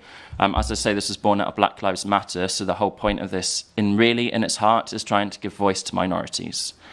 So we were very clear on that throughout the whole process of working on this. We were working extremely closely. This was the 18-year-old ones, but we were constantly in dialogue from beginning till end. We plan to do another 4 before we launch this.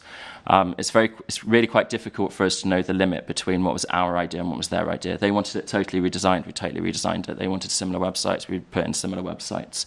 There was a really nice moment where a 67-year-old in that category of people told us that she was using the plugin to verify whether DPD messages that she was getting about import tax were real. So she would click on the link and then go to the website and see that Invisible Voice had information on it, verifying that it was real, which was a really nice way that it tackles misinformation in a way that we hadn't quite thought of. So yeah, the plugin is pretty much done. There's a few front-end tweaks that need to be made. And then we're aiming to launch this officially at the end of November. At the end of November to hit Christmas market kind of time, ethical shopping, but also to give us proper time to work on the PR side. PR side, we need to redo the website because it's an old website, make videos, images, kind of really the PR package to get the most impact possible. We also see an exhibition side with this. There's the obvious way of showing it, which is just in a gallery space on a screen or projector.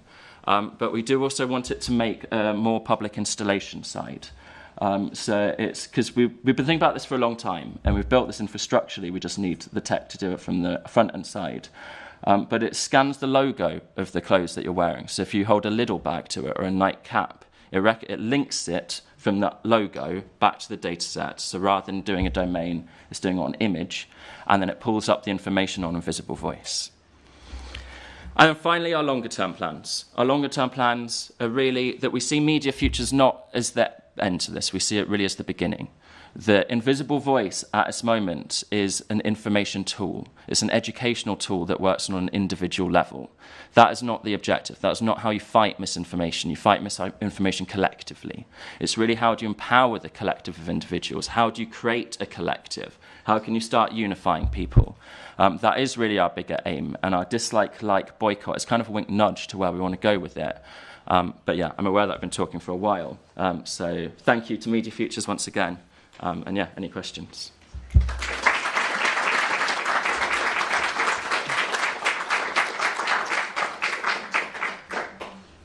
Thank you, Mark.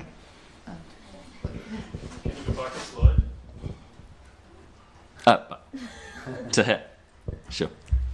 Thanks, Mark. I'm sorry if I missed this while I was taking notes, but how are you making sure that the information you're sharing is true? Good question.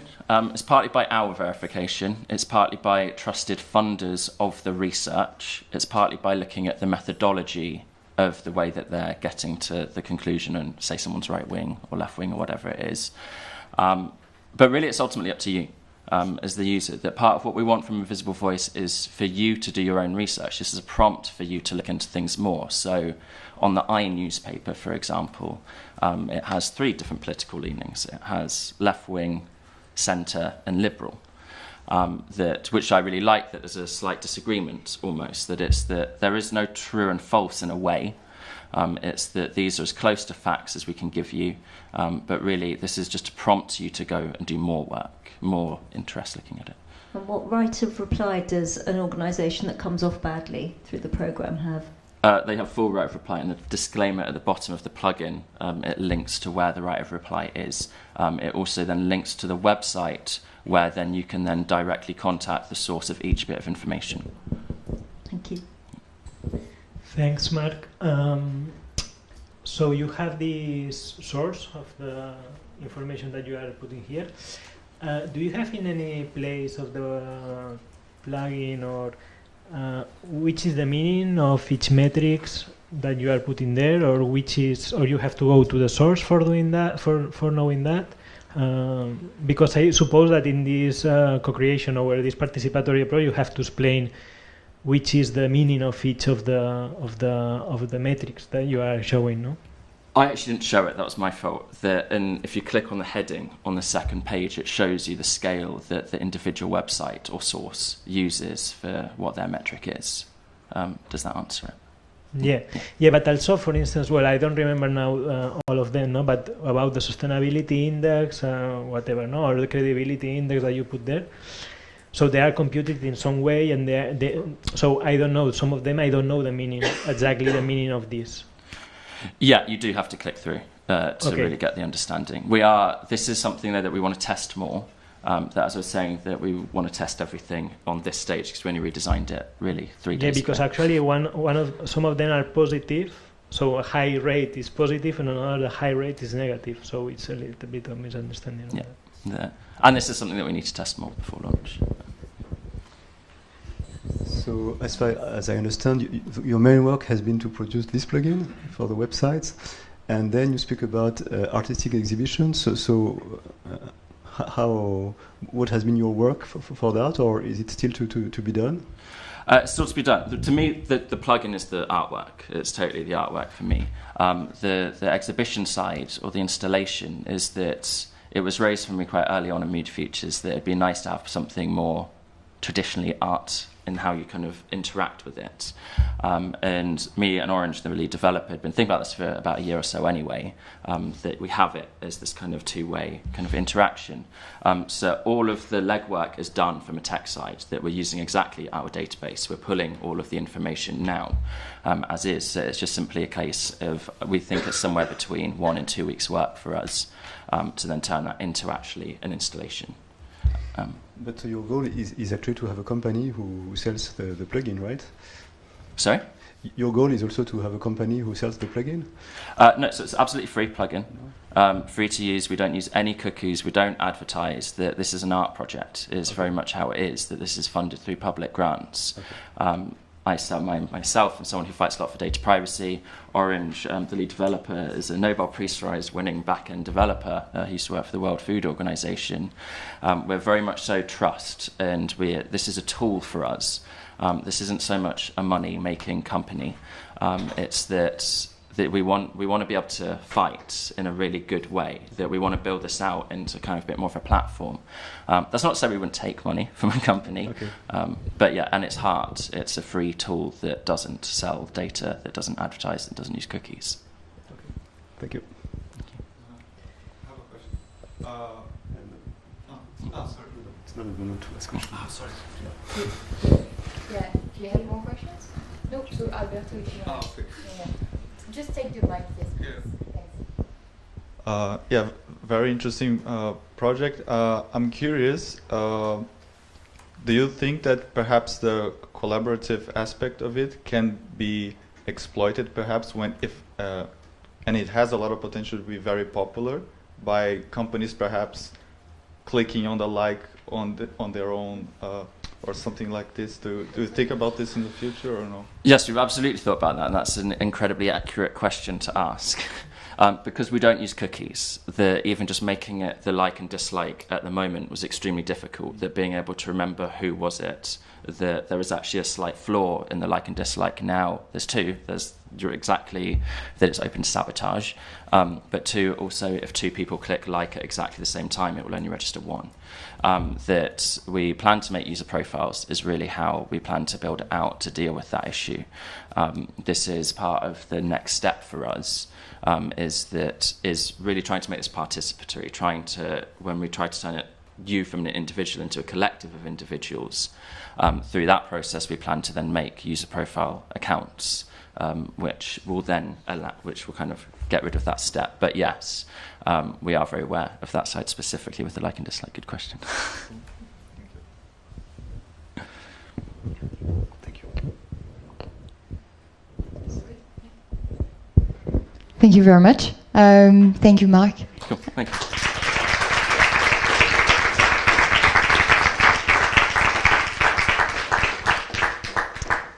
We now have a small break, so you have 15 minutes to just go around, get some fresh air. If you want to see Critical Climate Machine, it's 2 floors, like -2, and we will be back at 4 p.m. So see you in 15 minutes.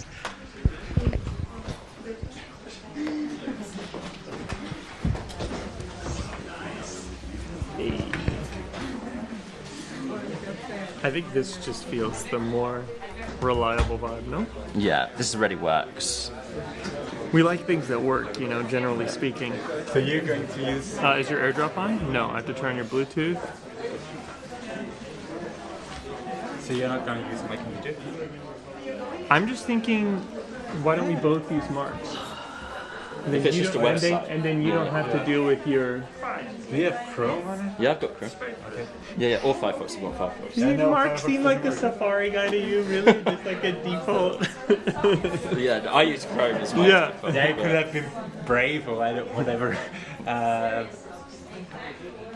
Cool, you don't need me. Can I go for a cigarette? No, please, Cool. please. But you smashed it. Cool, thank you. It was so good. I couldn't believe how together it is. It's like... Yeah, it's really come It's like ready to go.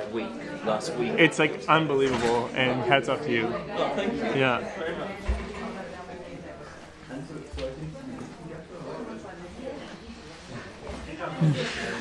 Okay, so we'll just... all of us stay with the same computer. This is my way to just force it to be a Mac thing. I hope it works on Mac now. Have you never looked at it on a Mac? Not on Mac, so it should be fine. But I cannot hide myself as good behind this small computer. What? I know what you're saying. I feel you, man. I feel you. So the audio... Oh, no. Oh, wow, this Mac does actually... It has... What? Okay, so go for a cigarette. Okay.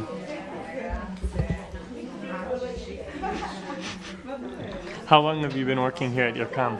10 years. Wow. Is this your 10th year? Yeah, around. When is your... are you going to do a celebration, like an anniversary? No? Ah, it's a big... It's very... which one? Mm-hmm. Very various.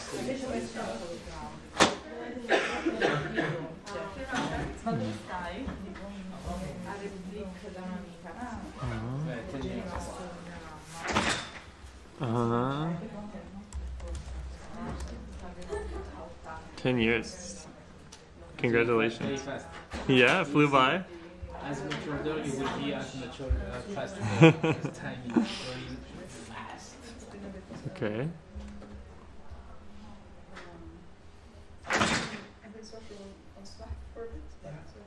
I just want to make sure it all plays. Yeah. Can we check that the sound works? Yes.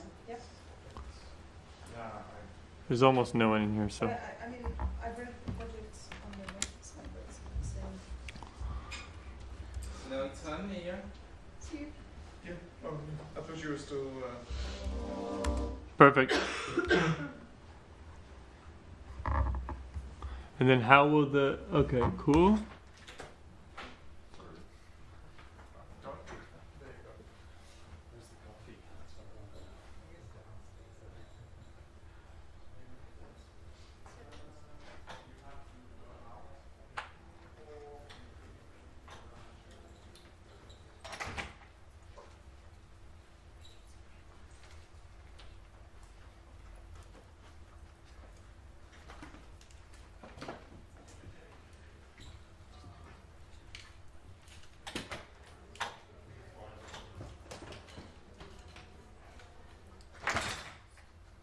time is the break?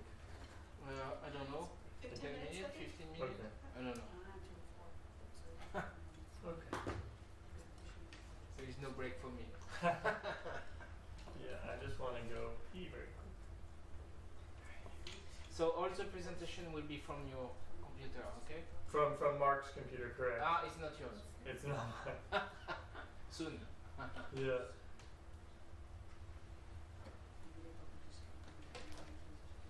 Does it work to connect iPad to the screen? It does, but what I will say is that it crops it in a different way. Yeah, so the video doesn't, actually the video isn't playing as full screen through Mark's computer. I don't know if it is. As much as it was through Michael's.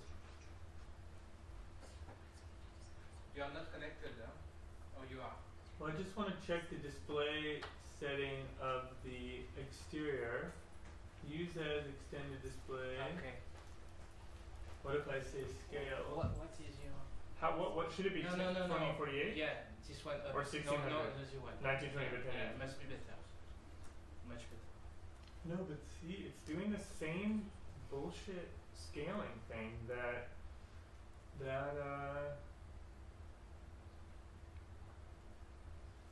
I don't think that it must be the best one. Oh, there, now it worked. You didn't notice yeah, that. it's good. No, that's good. But is that me or is the color kind of... Yeah. It's here. Oh, that's it. Oh, it's the same. Cool. Okay, well that looks better to me. Yeah, it's better. It's better than before. Because you're sure it's not 2048. You're like, it's definitely not that. No, I'm sure. Okay. That looks nice. I just want to make sure the colors don't look like it. And go in full screen? Oh, but it's not. I have to full screen for a minute. Yeah. Okay. That's fine. That looks great. That's the right size.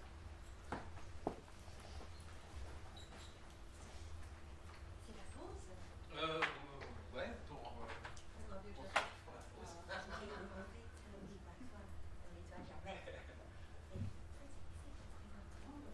Oui.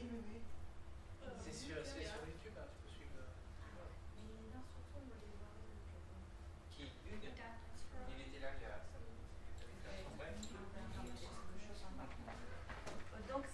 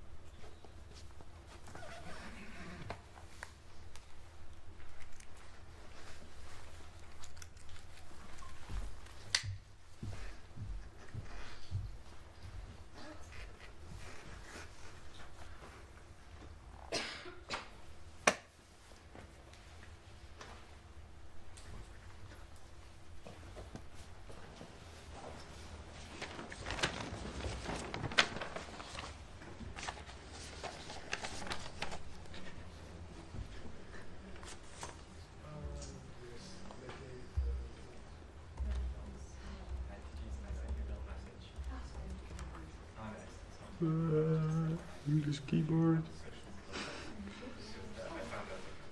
Is it here?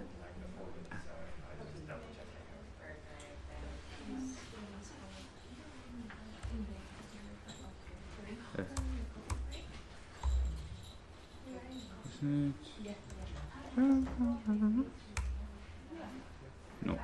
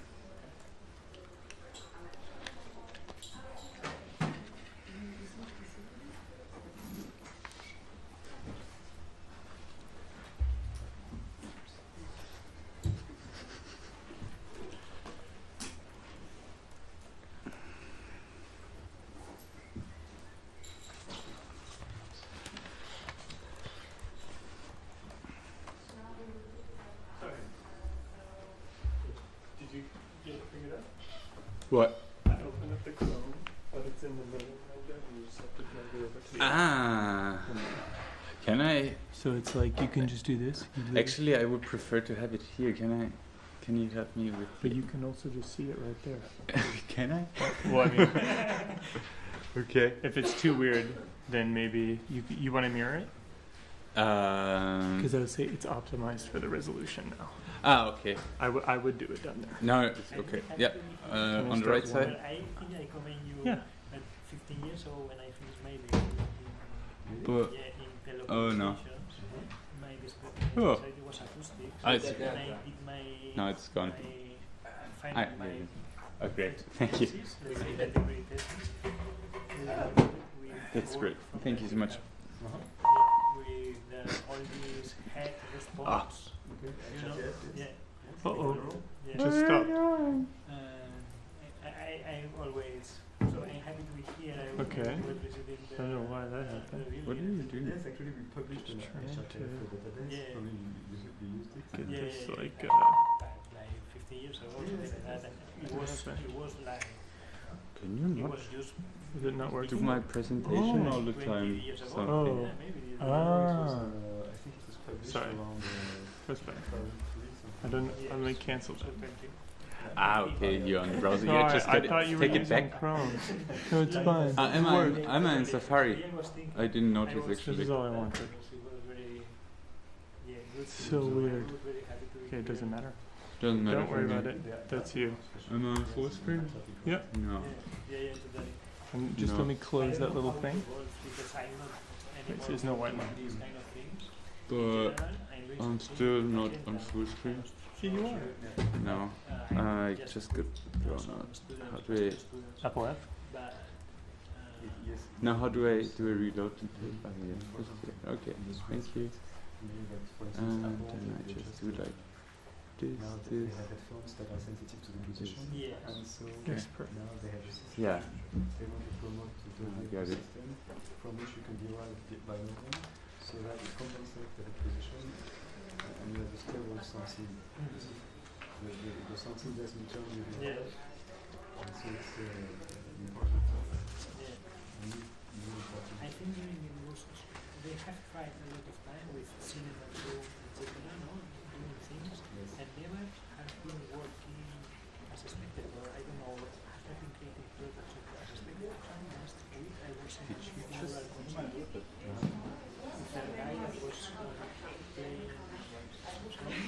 mural concert with a guy that was playing but now with the VR and yes. I think about metaverse.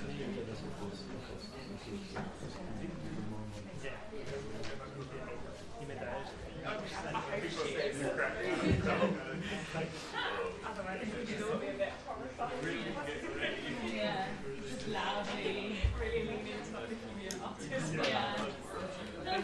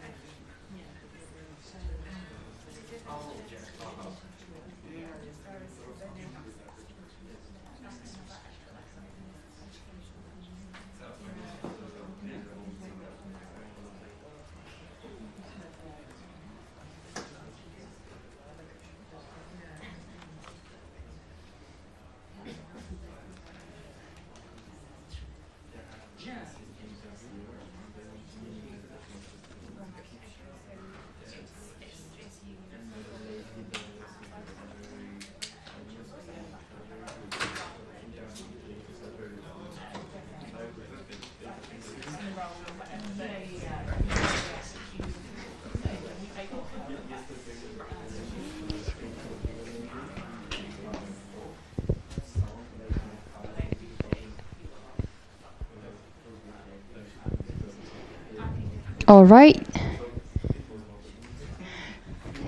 I hope you had a nice fresh air. So now we'll jump into Michael's presentation, synthetic identity speculation. So let's go.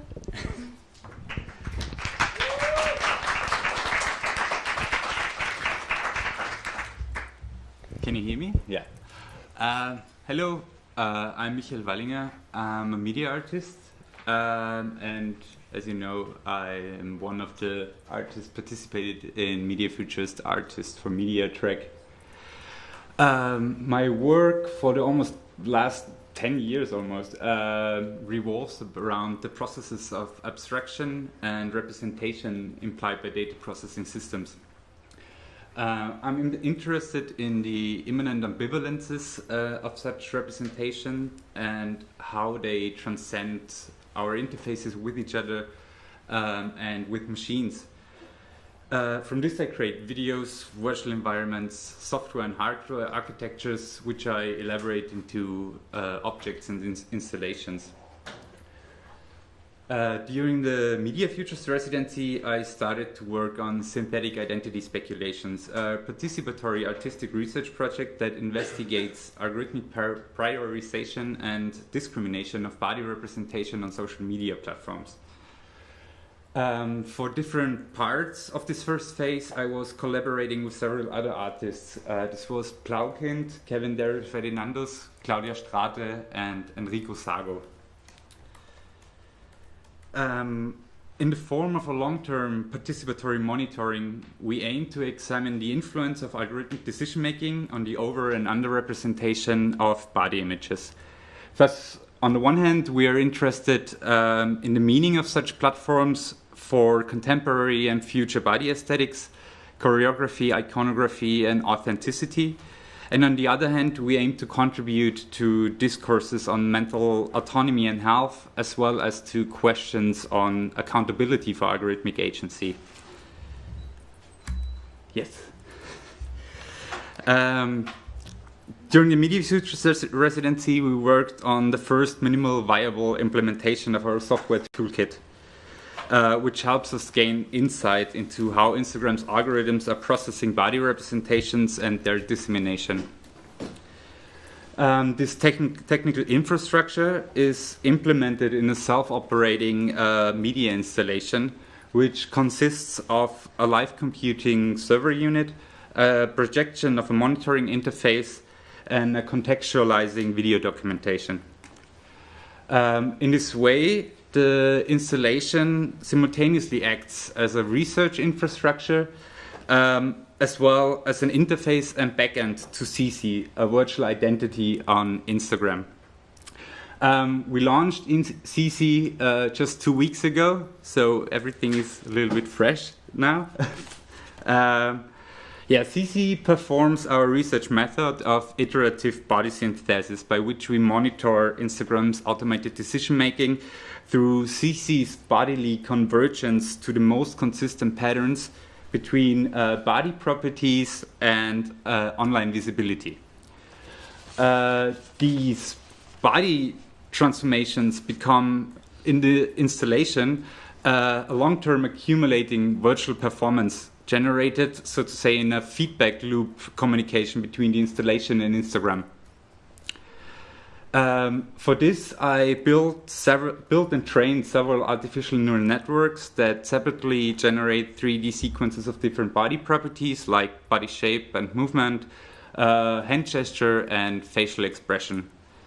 I then connected these networks via a sampling method to generate and select the respective sequences of body transformations.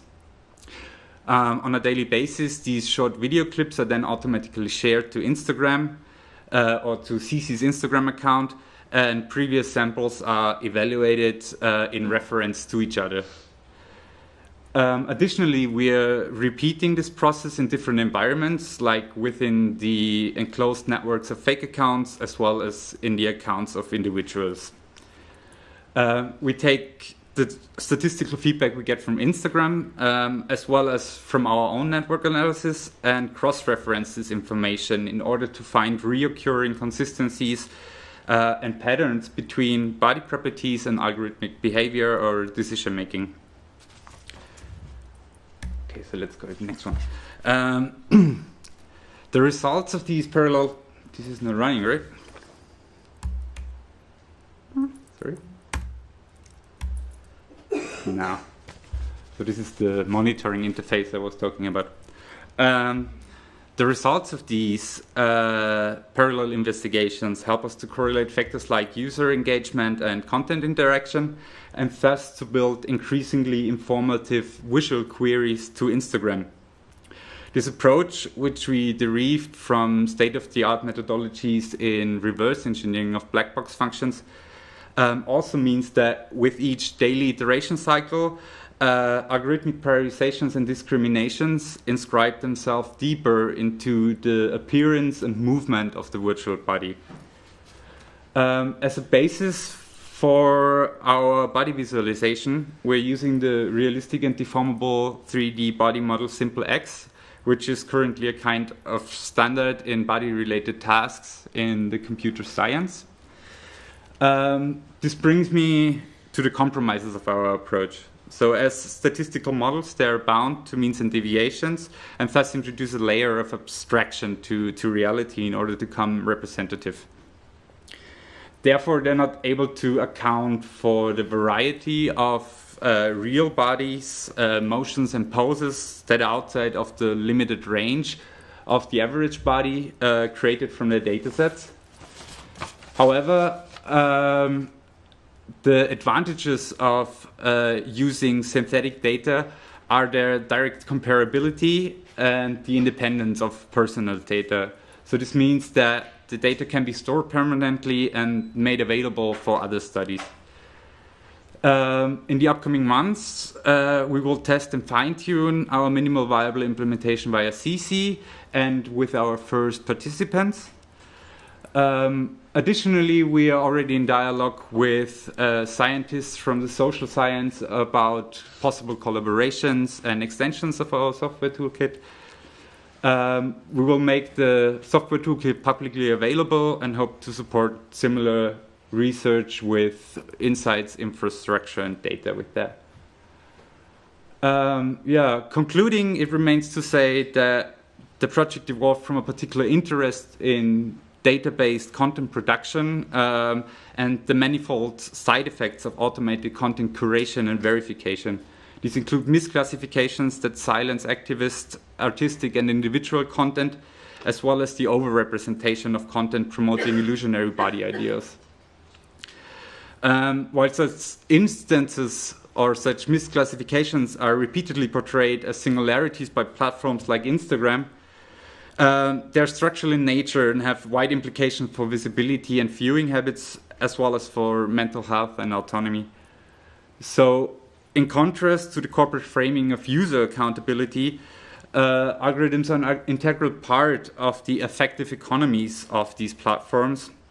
They're seeking to maximize user engagement by gaining insights into the effects that trigger them and ultimately influence users' desires, meaning consumption decisions. So to this end, our project acts as an intervention by reversing this process and sampling algorithmic affection for certain body properties. We explore possibilities of a collective monitoring of algorithmic systems that curate, maintain, and verify our media realities. Yeah, thank you so much for listening. That was it. Do you have any questions?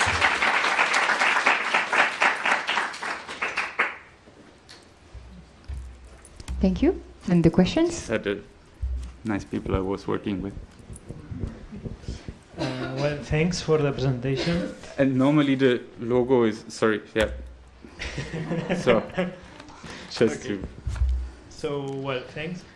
Happy to see how this project has evolved. I have a couple of questions about the feedback that you get from Instagram, the network analysis that you are doing also, and how this fit your artwork. Sorry, I didn't... so about the feedback? The feedback that you get from Instagram, the network analysis, you have said that you are doing a part of this feedback. You are doing a network analysis. I'm interested in knowing a little bit more about that. This also affects, in principle, to the shapes, no, to the artwork, and I would like to know how all this thing works. So yeah, from Instagram we're getting like the normal how's it called, the business data. You can get like via the insights if you have like a business account, for example. So we are using right now for 𝗠cie a business account and mainly use this data. Then we started with smaller networks of fake accounts and tried the same approach in there. Right now, we are still at such a small scale that we're not really sure if it's somehow representative for a larger scale. So that's one thing we're going to continue and try to make bigger, but we have to do this by hand right now, and it's a little bit much of an effort. And this, yes, how this feedback that you receive affects or... okay. Yeah. So actually we're putting all the samples we're uploading in reference to each other. So we're checking how similar body properties are to each other, and from this we evaluate a consistency score, by which we designed an algorithm that targets samples with a high consistency score, which by which the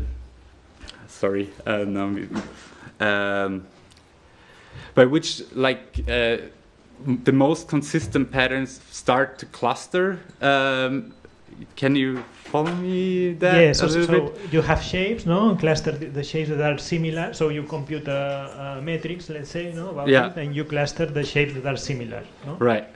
And we compare if like similar shapes have a similar like dissemination score, I call it now.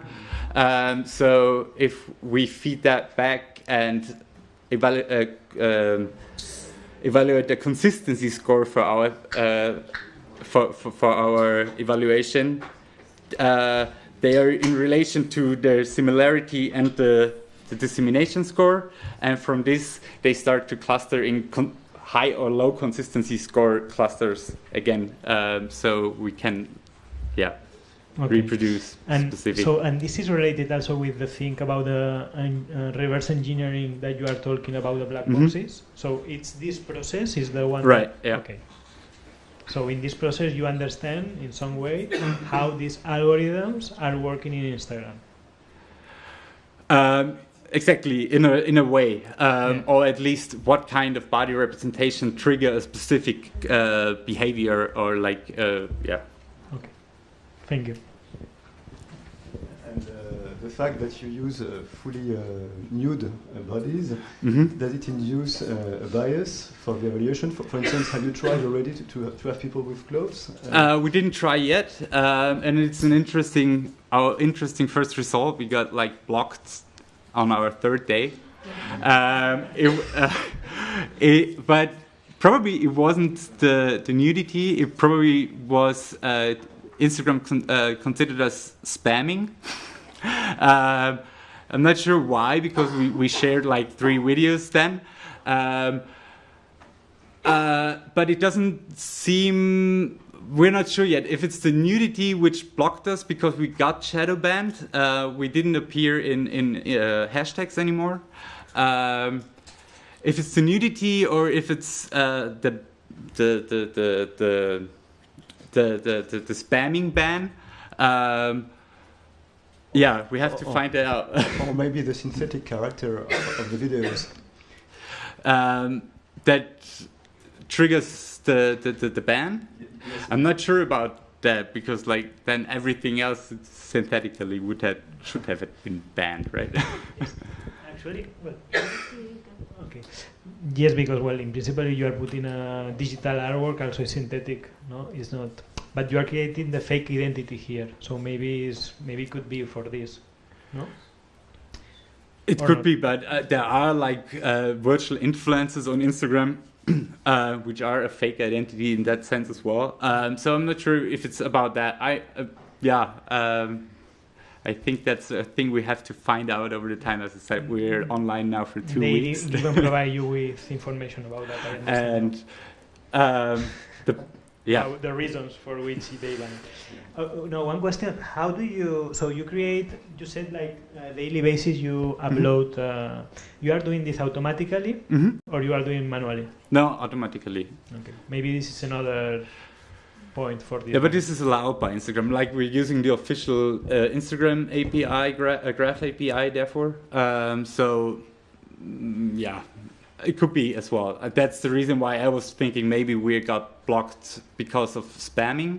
But yeah, it's difficult to say yet. Great. It's really great to see how it's evolved, because I couldn't imagine how you would get to this point when I read the proposal, and so it's really nice to see it. But I just want to make sure that I'm understanding. Is this body a representative of the norms that you're seeing, or is it kind of a disruptive factor that's trying to alter the norms? Or neither?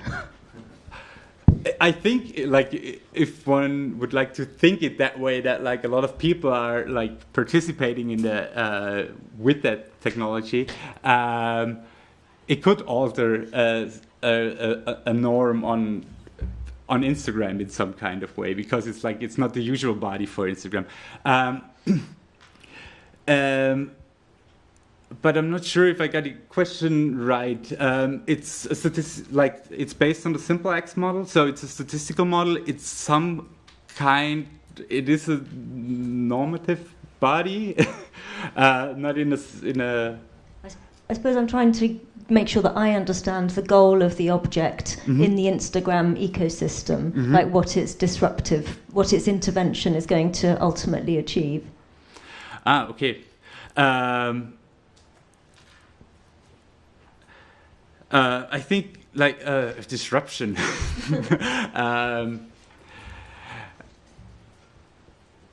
I think it can give like valuable insights into what kind of, or like how these, because we know that that Instagram is scanning images and videos on an image basis. And how deep they are integrated in the dissemination algorithms, or not, maybe. But like from my personal experience, I have the feeling it is, because my Instagram feed is full of the same body representations, I would say, which are quite heteronormative and idealized bodies, I would call them now. So I think getting more insights into that is more or less the goal of our project. Thank you. Thank you. All good. Thank you very much. Thank you.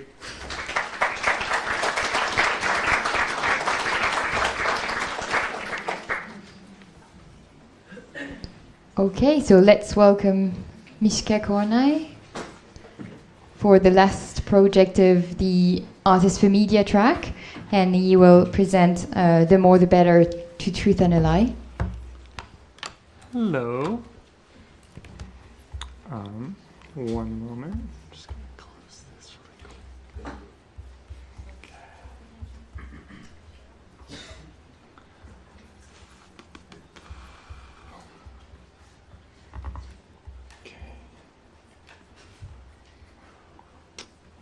Okay.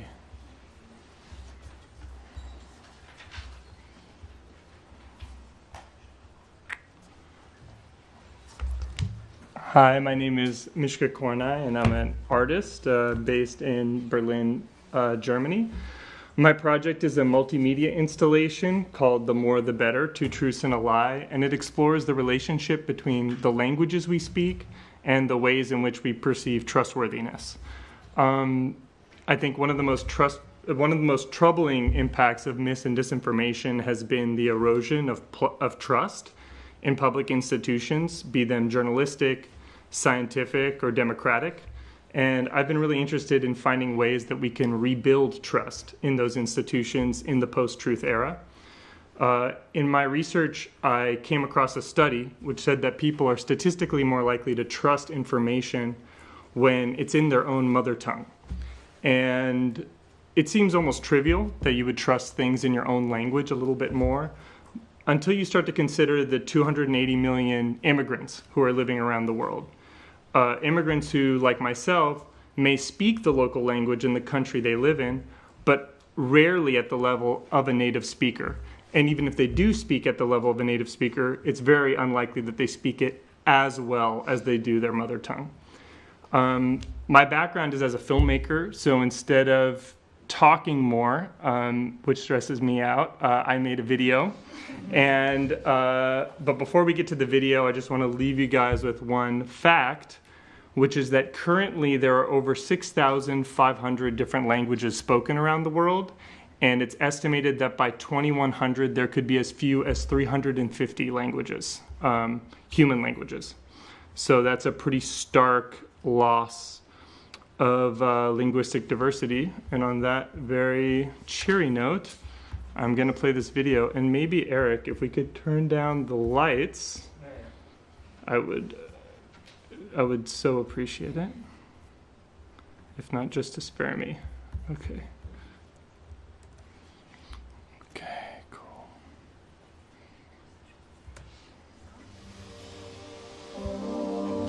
لماذا نثق في البعض أكثر من الآخرين؟ كيف يمكننا بناء الثقة في عصر ما بعد الحقيقة؟ Recent research has shown that individuals are significantly more likely to trust information provided to them in their native language. Nuestra lengua materna está indisolublemente unida a lo que nos hace ser quienes somos, ya que no solo representa nuestra herencia cultural más fundamental, sino que da forma a nuestra estructura intelectual, psicológica e incluso fisiológica. Mais pour de nombreuses personnes, la langue officielle parlée dans le pays où elles vivent n'est pas leur langue maternelle. C'est le cas de la grande majorité des immigrants, qui représentent environ 3,5% de la population mondiale, et pour lesquels l'accès à l'information dans leur langue maternelle peut s'avérer compliqué. Es ist bewiesen, dass Menschen, die Zugang zu akkurater Information haben, nicht so anfällig sind, Missinformationen Glauben zu schenken. Wir als Individuen, Organisationen und Regierungen sollten daher alles in unserer Macht Stehende tun, wahrheitsgemäße Informationen für alle so zugänglich wie möglich zu machen. Для іммігрантів формування довіри може початися з розмови їхньою мовою.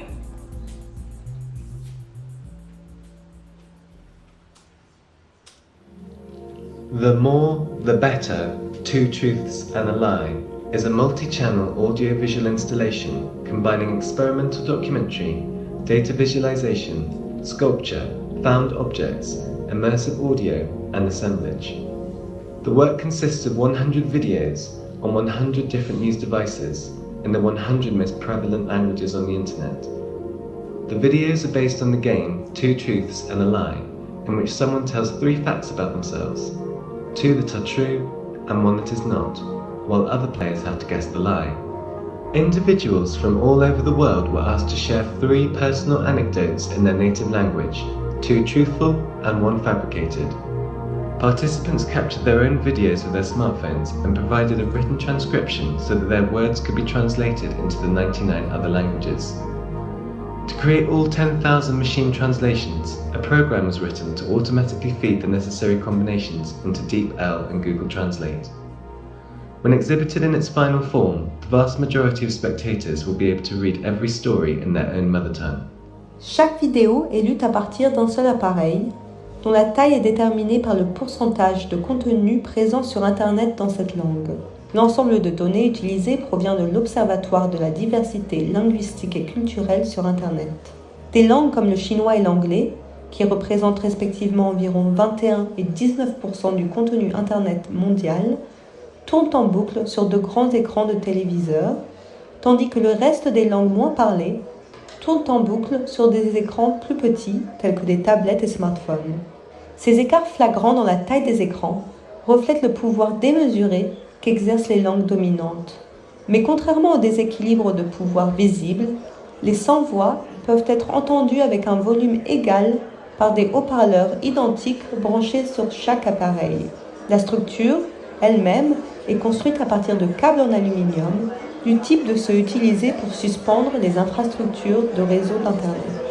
Al sumergir a los espectadores en la demografía lingüística fracturada y desigual de Internet, la obra ilumina el poder hegemónico de los idiomas dominantes y, al mismo tiempo, los ahoga en un coro polifónico de las lenguas menos conocidas del mundo.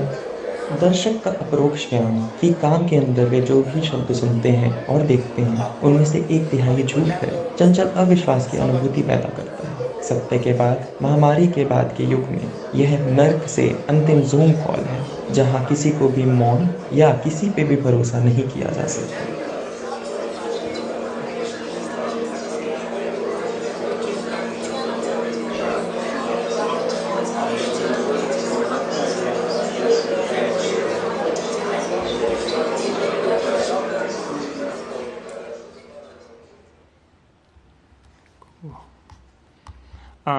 And so the work isn't quite finished yet, and as part of its final, the way I'm imagining it in terms of its exhibition, to go back to the dying languages aspect, is that in the center of the piece there would be about 6,000 chrysanthemum flowers, like dried flowers, which are used as tea.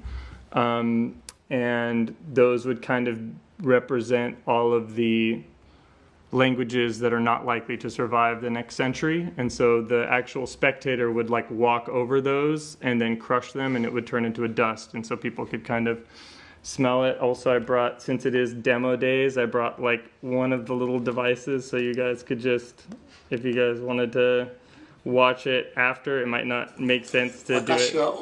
It makes sense to do it now, but like here's this one as like you can kind of like experience it, and you guys can pass it around later. But I'll mute Toru for now. Thanks. I think that's it.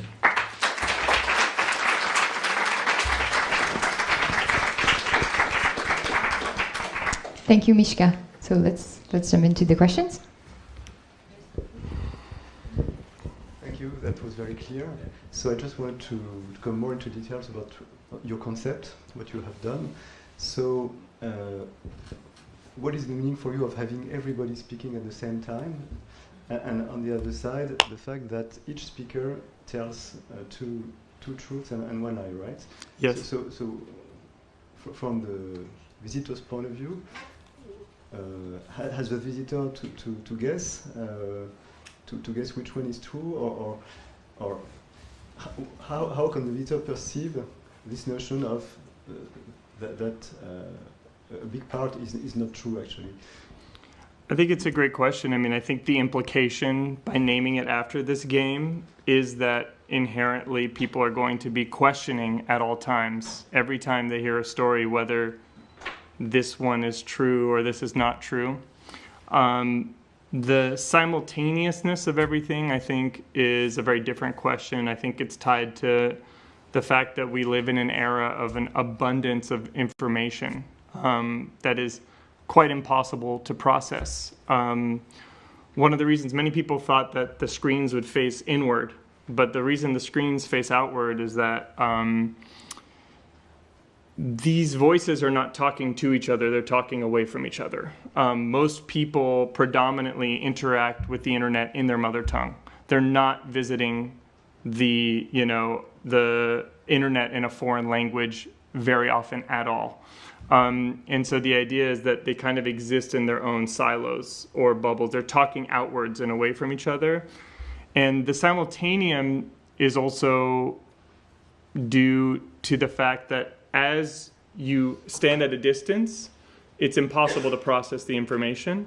It's just a murmur. It's kind of it's a cacophony, though like a pleasant cacophony.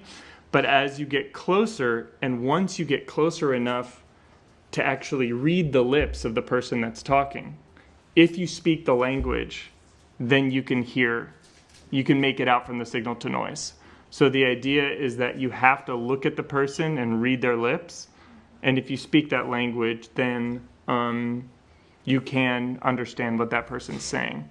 And part of it is also to make the spectator feel small. Most people, even someone who speaks 5 languages, they speak 5% of the languages spoken in this piece. The vast, vast majority is unfamiliar to them. And I think being confronted with that foreignness and that sense that you only speak a tiny, tiny fraction of the languages spoken is inherently an important part of the experience. Thanks for your presentation. I have a question about the participatory part of this artwork. So how you have engaged with all these people? Have you do some workshop? How is the participatory part of this? I want to say that there's a really strict methodology, but the answer is that I just kind of got on the internet and talked to friends and friends of friends and this person and that person. And, there's a Romanian group here that's one of the participants in MediaFutures, and one of them is the Romanian participant, The reality is that it was more coming from a perspective but what I was more concerned with was both diversity of what type of people are speaking, and also what the curatorial choice of having that person represent that language was going to mean. And so there's kind of a way in which the piece has become a lot about like representation with one delegate per language in some interesting way. And so I tried to not take that decision lightly and really try to think very, very carefully about the casting decisions that were made in terms of who I chose to reach out to participate in the project.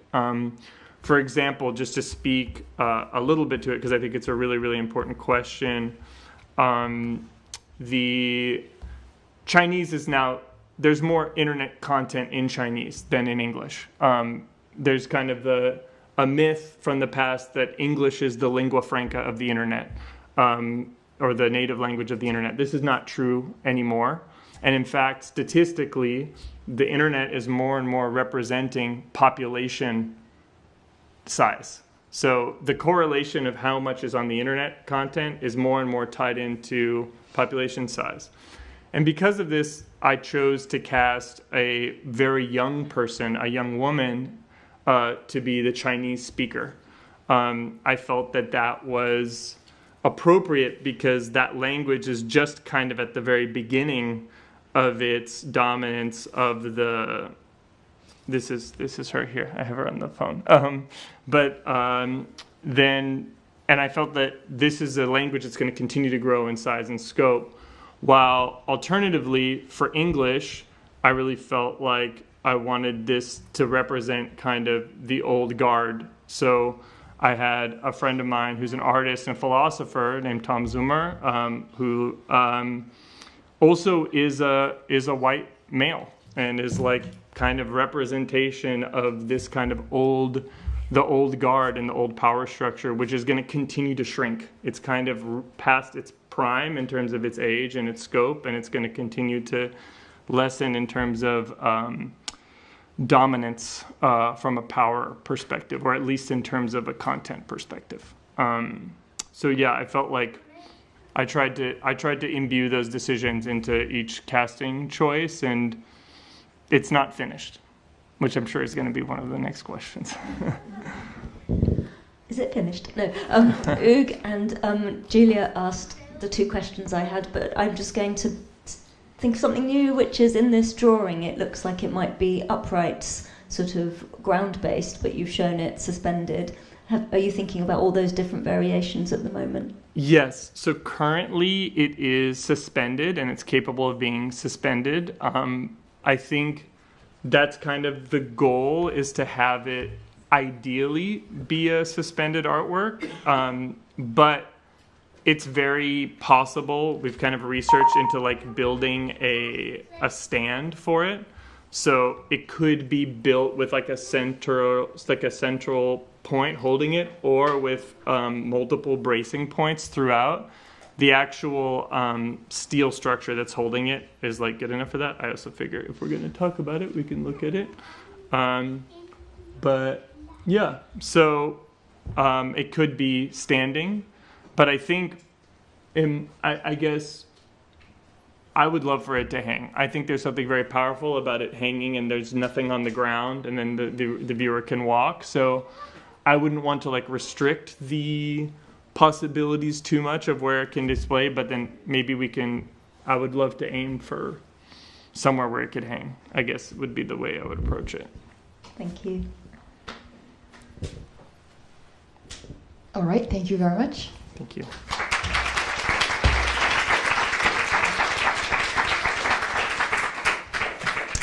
We have another break, 20 minutes. You can go down if you want, -2. You have some pastries if you want to get better after this presentations. And you have also the chance to see the Critical Climate Machine in Studio 3. And then we'll be back for 2 keynotes, one by Marta Handenawer, who was artist in residency last year, and also one by Hannah Redler, who is from the jury, and she will walk through like the history of misinformation in art, if we can say. Thank you very much to all, and see you in 20 minutes. So that would say, I think, 5. Okay, thank you. 5. See you at 5.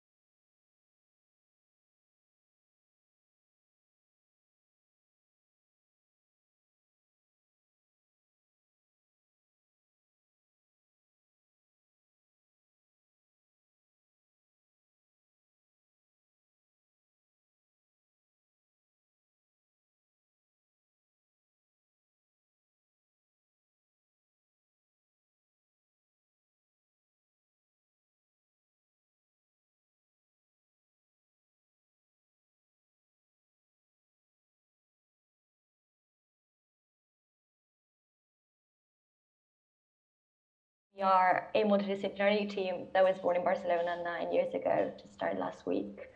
And we are a blend of different disciplines, from philosophers to psychologists to journalists, designers, artists, coders, engineers. And we all work together to tackle misinformation in a way that's very particular.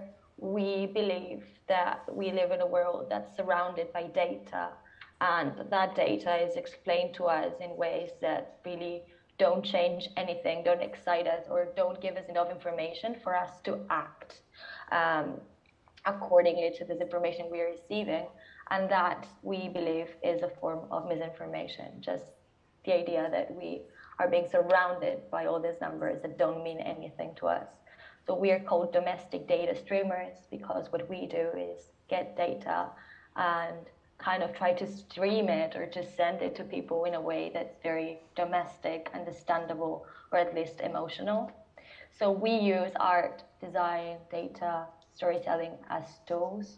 Our main source of like our main material that we work with is data, but then we combine it with our design and storytelling in order to reach more people and to get them engaged into the stories that we tell them. And we do use many formats. We do exhibitions mainly, but we also do websites and any kind of form that we can reach people into telling the story of misinformation through data. These are some examples of exhibitions that we've done in the past. And as Louise was saying before, one of the main ingredients that we use, aside from data, is different devices that we create to interact with people. We like this concept a lot of open curatorship. So whenever we do an exhibition, we tell the story to the audience, but there's just kind of half of the story, because if I'm telling a story about violence, as we're going to be seeing in a minute, it's going to be just my research on it, my take on it. And I do have a situated perspective on violence, but this is not the 100% or like the extent of the story. So what we try to do is always create these tiny devices to actually have people in the context of the exhibition talk back to us and tell us what they think of the work we've been doing. Sometimes we're tackling very complex topics. Excuse my voice. Sometimes we're tackling extremely complex topics. For example, in this exhibition over here, I think you're seeing my mouse. We were talking about feminism. In here, we were talking about public health. We also talked about the responsibilities that designers and engineers had in an exhibition called Design Does that we did in 2018. And so if we're speaking from one perspective, but then don't include everyone else, this perspective, the people who are actually in the exhibition, we're kind of missing half of the conversation, but also we are missing something that's relevant for us, which is understanding that exhibitions can be a beautiful space for learning. We try to have hypotheses at the beginning of a project, like what do people think about this? And out of this hypothesis, we ask questions, and then we use the space of the exhibition as an experiment to kind of gather those answers and then write reports on what people have said and of ways that people have interacted with our different pieces, reports that we have out of conversations that we've had throughout the exhibition. So I think that the use of data and the way that we think of exhibitions as learning spaces is kind of what the two main ingredients that we were trying to put to the test in the 730 hours of violence.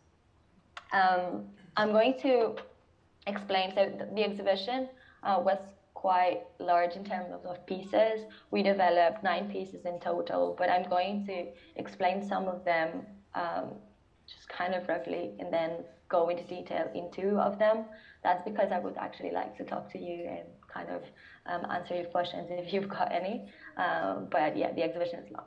So 730 Hours of Violence is an exhibition that we did throughout a month.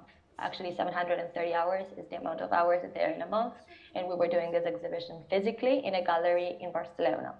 And the exhibition explored or started in this idea that violence had always been part of our lives, but as times change, it does take up new spaces.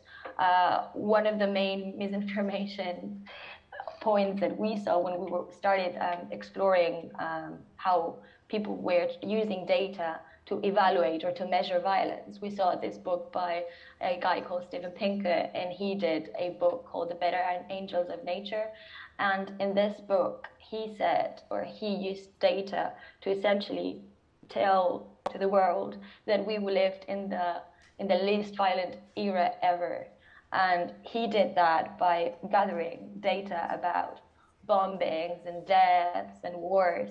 And so, of course, if you go and see all the data that it exists from ancient times, and then you've got like the big world wars and so on, of course you can see that this type of violence is kind of decreasing. So the data makes sense, and you could say that we are in the less violent period ever. But at the same time, there's experts that have been saying that this is not a right use of data, and that even though violence in that sense, in the visible spectrum, is kind of decreasing, violence is taking up new spaces, and it's moving onto the more invisible real, and that's what makes it very dangerous. So that's why we thought that talking about violence in that way would be a form of tackling misinformation.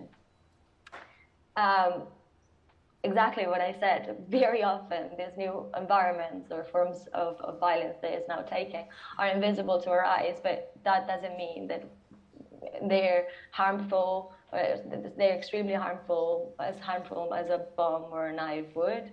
And so we do have responsibility to actually look, as people who work with data, look and try to find data that's actually evidencing that they exist, and that's what we try to do.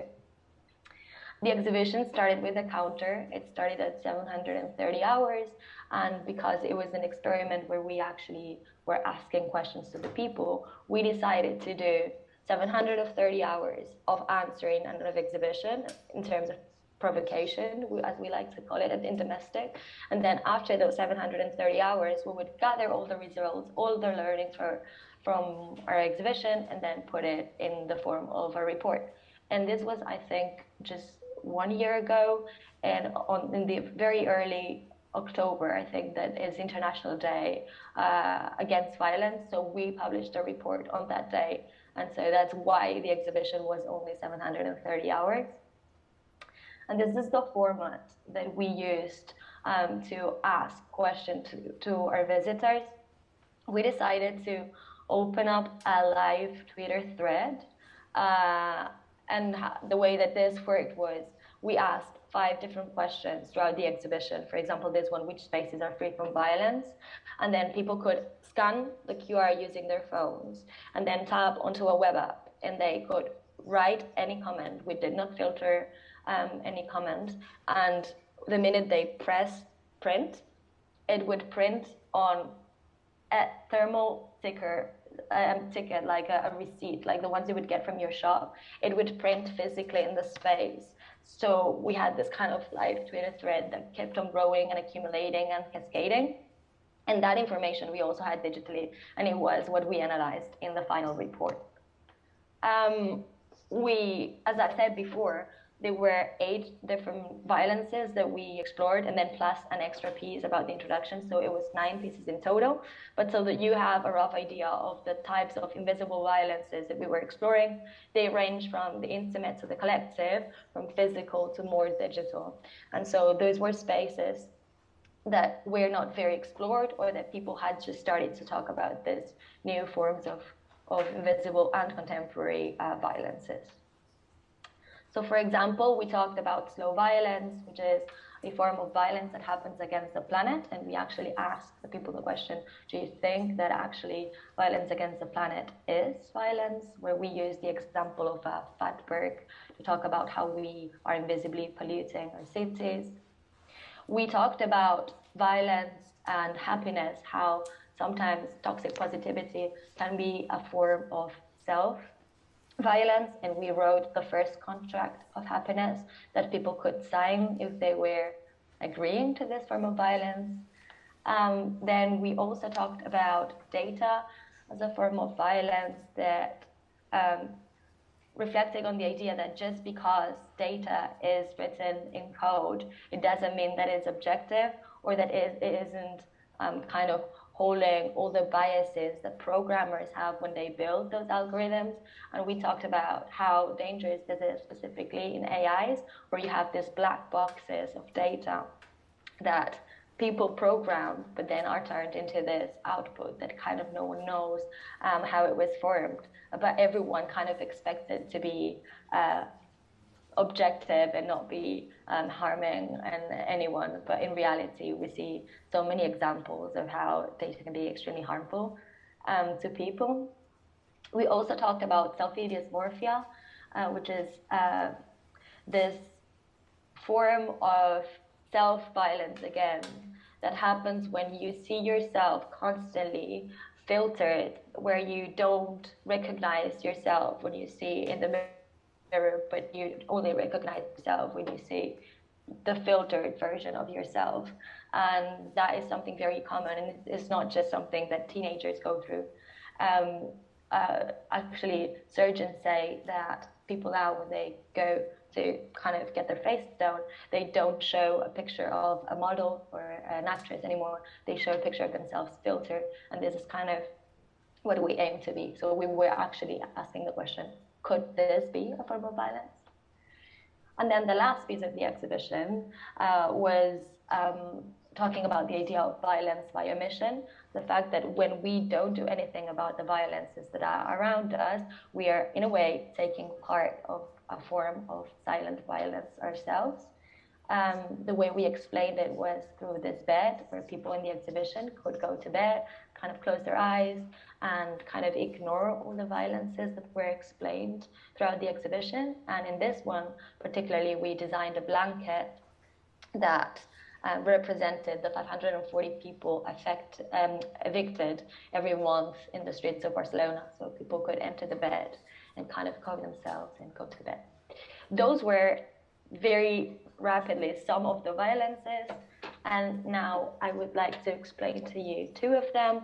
And this I selected particularly because of the way we use data to hopefully tackle that misinformation that I was talking to you about. The first one was hostile architecture. Hostile architecture is this form of architecture that uses devices, physical devices, to stop the movement or the resting of certain demographics of people from using the public space. And these are, for example, young people or homeless people. And the dangerous thing is that they happen very invisibly. People could confuse hostile architecture devices as decorations, but they are actually put there for a reason. So what we did was partner up with to explain or to visualize the existence of hostile architecture. We talked with a group, an NGO from Barcelona called Harres, and they did this map that you could find online, and it's an open Google Maps, where anyone, if they find an example of hostile architecture, they could just like put a pin on it and take a picture. And by doing that, they were doing that for, I think, over a year. And these are more than 250 spots just at the heart of Barcelona where hostile architecture examples could be found. At the same time, we thought that just this map wouldn't be enough. We needed to do something for people to actually recognize what shape this had in their actual streets. So we found 5 examples that are kind of the techniques that are commonly used in hostile architecture, which are kind of slanted edges or pointy spikes, narrowing something, bringing a fence forward so that you cannot lay completely on a surface, and separating surfaces. For example, instead of having a very long bench, separating it so that no one can lie on rest and have a good night's sleep there. And so what we did was putting those 2 images together. First, a map. Second, we had the devices. And so we decided to do 2 things. First, create a set of chairs that would reproduce the mechanisms of hostile architecture physically in the space so that people could see them and not use them. And then in front of it, we had a video where not only you could see the map, but you could actually see a person walking through Google Maps kind of going through all this, some of these locations. And it was interesting because we gathered all this data from Barcelona. Most of the public that were coming to the exhibition were from Barcelona, and they could recognize those spaces, but they had never identified that this could be a form of violence for someone. At the same time, we had the video, we had the poems, but then we also had kind of texts of people that were kind of giving context to what we were seeing. So for example, I'm not sure if you can see this image very well, but these used to be just windows of these government departments, and they had like a very big space for someone to be able to lay down. So the minute that the Catalan government detected that people were sleeping and using this space just to live, they put all these poles to prevent it. It's a pretty massive operation, but things like that can be seen constantly. And that was a cool reflection. We didn't have to go and look for the data in a place that was really crazy. We could tell the story about hostile architecture just by evidencing it through Google Maps. So that's one of the interesting things I think that came out of the exhibition. Excuse me, I'm going to drink some water. And then the last piece that I would like to talk to you about is the online hate speech / cyberbullying piece that we analyzed, and we have decided not to show the piece fully because I know that this is going to be streaming through YouTube and people could get it out of context. So I will explain the piece the best that I can, and if you've got questions, I will answer them to you later. So I think that we all know what online hate speech or cyberbullying is. But in this context of the 730 hours of violence, it was extremely important for us to explain that these new forms of violence are not new in the sense of these never happened before, but they're just emerging in new contexts, and this new context have complications of their own. So for example, cyberbullying versus regular bullying, when someone suffered just physical bullying, it happened in one located space, and you had to go there to kind of have or suffer this kind of violence. But with cyberbullying, this kind of violence never stops. It's 24/7, and it is kind of wearing this person down because it can come also anonymously, and it can come from many directions to the point that they don't leave this person alone, or this collective speaking of online hate speech. At the point where we did this exhibition, suicide became the #1 cause of suicide in Spain in kids from between 15 to, well, not kids anymore, but 34. It became the lead cause of death in Spain. And then by reading reports, we're seeing that those who had suffered cyberbullying also doubled the possibilities of committing suicide. So at that point, it was such an important topic for us that we decided to include this form of violence in.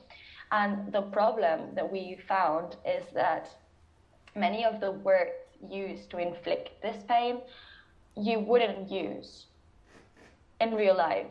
You wouldn't use them anymore. And there's been so many conversations about words, particularly about hate speech, that you just wouldn't say anymore because they were offensive to a certain collective. But the thing is that online, those rules don't apply. So we decided to go on Twitter and learn about the frequency of those words, like how much those words were being used, and kind of displayed it physically in the space. Hopefully it makes sense now that I'm showing you the piece. What we did was physicalize the use of 3 extremely derogatory words. One was a racist term, the other one was a derogatory term to refer to homosexuals, and then the third one is commonly used or refer to sex workers, but it is also used for female bodies in general. So what we did was explore and track how often these 3 words were being used on Twitter. This was data last year when we did the exhibition. And then each word had a hammer that was connected to this Twitter API. And when it received a tweet, it literally just clicked against the wall and it destroyed a part of it. These words were said on Twitter every 2 seconds, 5 seconds, and 20 seconds.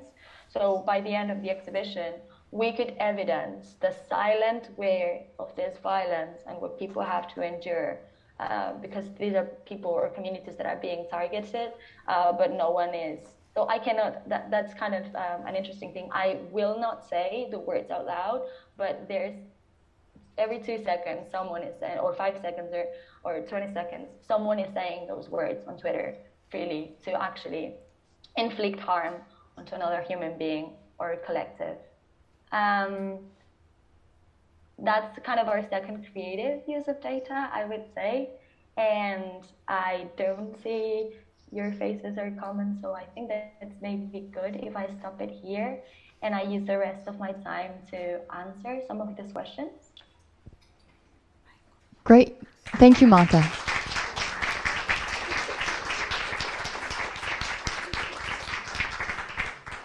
Thank you very much. So if we have questions from the audience, we can take them now. Anyone?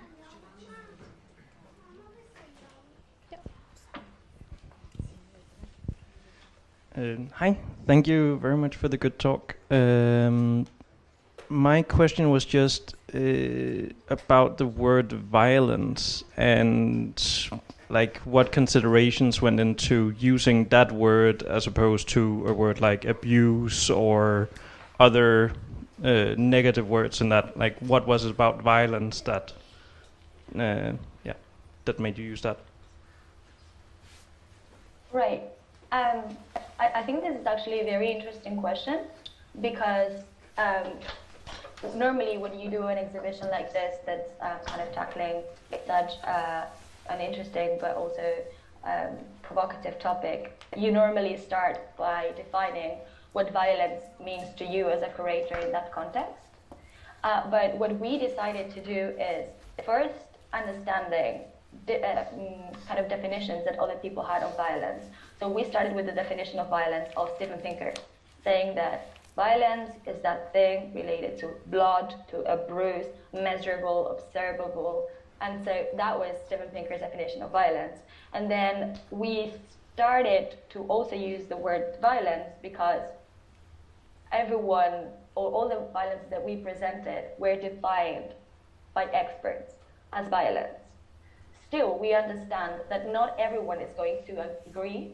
For example, we had conversations or discussions with people that didn't think that slow violence was actually violence. But the guy who coined the term, Rob Nixon, defined that as violence himself.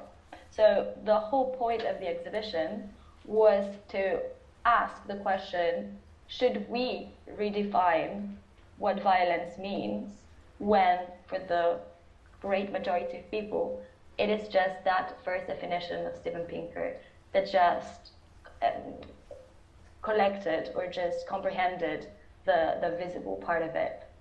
So it is answering your question without answering it, but hopefully the whole reflection is interesting enough. Basically, it was experts who defined it before we did. Great, thank you. Do we have another question?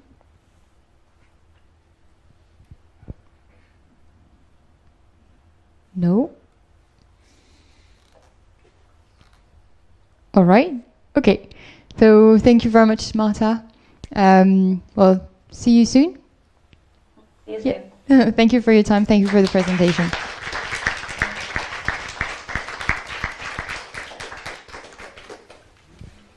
And now Hannah? Yeah. Well, plug the computer.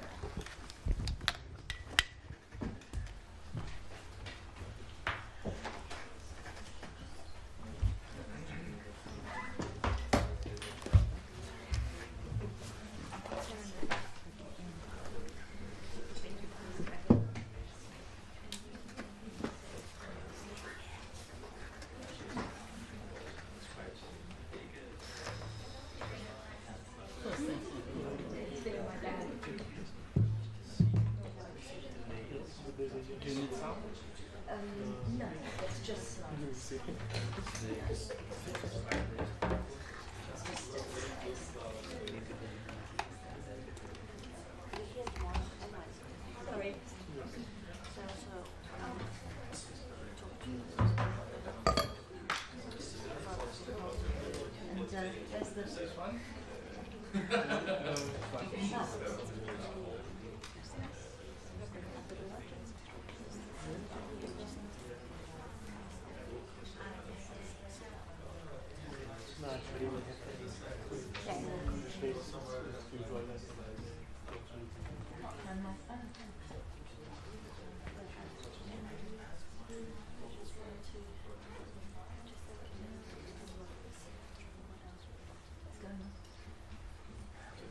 it just that I need to present it or slide it over?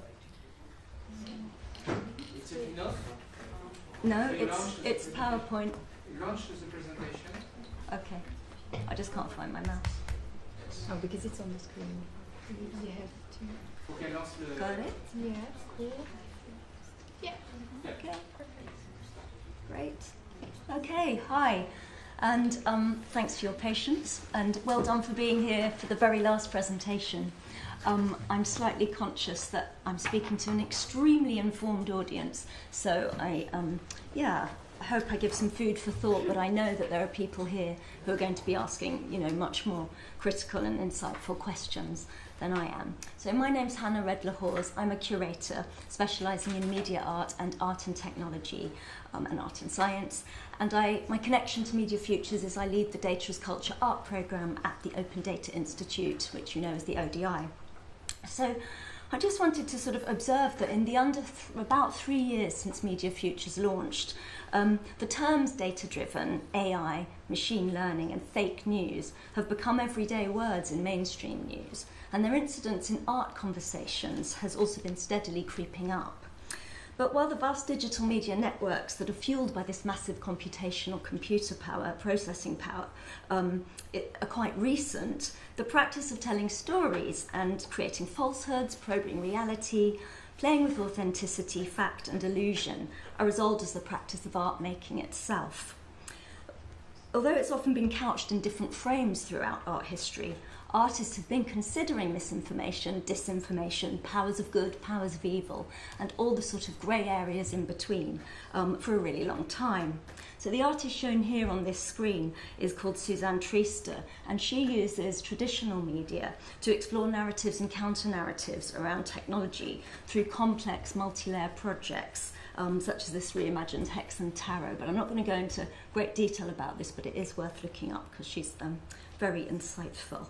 But most pertinent to too early to the MediaFutures data-driven nature are those practices, I'd say, well, including Suzanne's, but since the late 1800s have been specifically involved in artists working with and addressing the tools of mass communication technologies to explore social, political and aesthetic implications and outcomes of these new forms and the ways that they've altered our experience of the world and our lives. So in this really short talk, I'd like to walk us through a few historical examples of artworks that engage with the fake, the hoax, the appropriation of new identities, and revisiting of historical misrepresentation, as well as challenging artworks that challenge so-called voices of truth and authority, before reflecting what the advent of machine learning and the information age have added to this already very rich table. So photography, like data, has performed a really slippery role in the public imaginary, arcing between fact and evidence, fiction and reality, and frequently, again, occupying those grey areas. So the first photographs, like the French inventor Niepce's 1926 landscape, over here on the left, were static representational scenes whose veracity we can't really argue with so much. But it was a very short time before people realised photography could also be used to tell stories, construct different realities, and act as powerful propaganda tools to circulate fake news. Photography's equal potential to represent rather than completely capture truth is really beautifully captured by these photographs by James Naismith, who took these photographs of the moon for a book of photographs of the moon, but in fact He didn't photograph the moon. You couldn't have got such a detailed photograph of the moon in 1850. He created plaster models through observational drawings of the moon that he made with his telescope, and then he photographed the plaster models. So it gives us this representation of approximate truth, which isn't a hoax, but a practical means to reaching an end. These are still recognised as scientifically accurate representations. The first deliberate photographic hoax, which I have to say I'm not a photography historian, I have this from online research, can be tracked to photography's earliest years as well. So in 1840, as a protest against the injustice, as he saw it, of the French Academy of Science promoting Daguerre above him as the first inventor of photography, Bayard created self-portrait as a drowned man, here, over there. And lest anyone not understand the kind of barbed joke behind it, he wrote on the back of the image, and this is what he wrote. The corpse which you see here is that of M. Bayard, inventor of the process that has just been shown to you. The government, which has been only too generous to Monsieur Daguerre, has said it can do nothing for Monsieur Bayard, and the poor wretch has drowned himself. Ladies and gentlemen, as you can observe, the face and hands of the gentleman are beginning to decay. So this photograph, if you like, we can say has paved the way for the more dangerously misleading disinformation, such as that in pieces that imply greater than held military prowess, or mislocating atrocities in geographic space or time, or anything else to undermine the credibility or reputation of an opposing side or an opposing perspective. And we'll talk about these a little later on. With the advent of technologically enabled multiples, circulation of images, and the creation of moving images, different norms and stereotypes pertaining to our identities could be constructed, appropriated, and challenged. New media, as they continue to do today, simultaneously described, contained, and offered escape from the identities we might assume or have projected on us by society. So jumping over another century of photography and art making, including film and television, which includes the advent of crime photography and broadcast news, which we'll come back to, the 1990s brings us to the Faye Richards photo archive. So this is a collection of glamour shots, stills from movie sets, photo booth portraits, family snapshots and typewritten captions, which tells the life story of a 20th century black lesbian actress and blues singer called Faye Richards. The archive tracks Richards' life from teenager to Hollywood screen star through the civil rights era, where racism obstructed her film career, and then into her old age.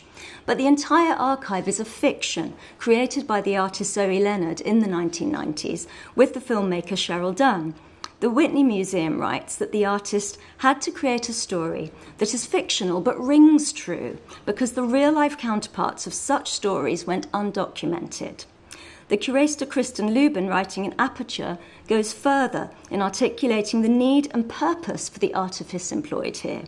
She writes, for viewers who have rarely seen themselves represented in official histories or mainstream entertainment, or are represented only as caricatures, Richards' archive stands in for the lives we know existed but weren't recorded.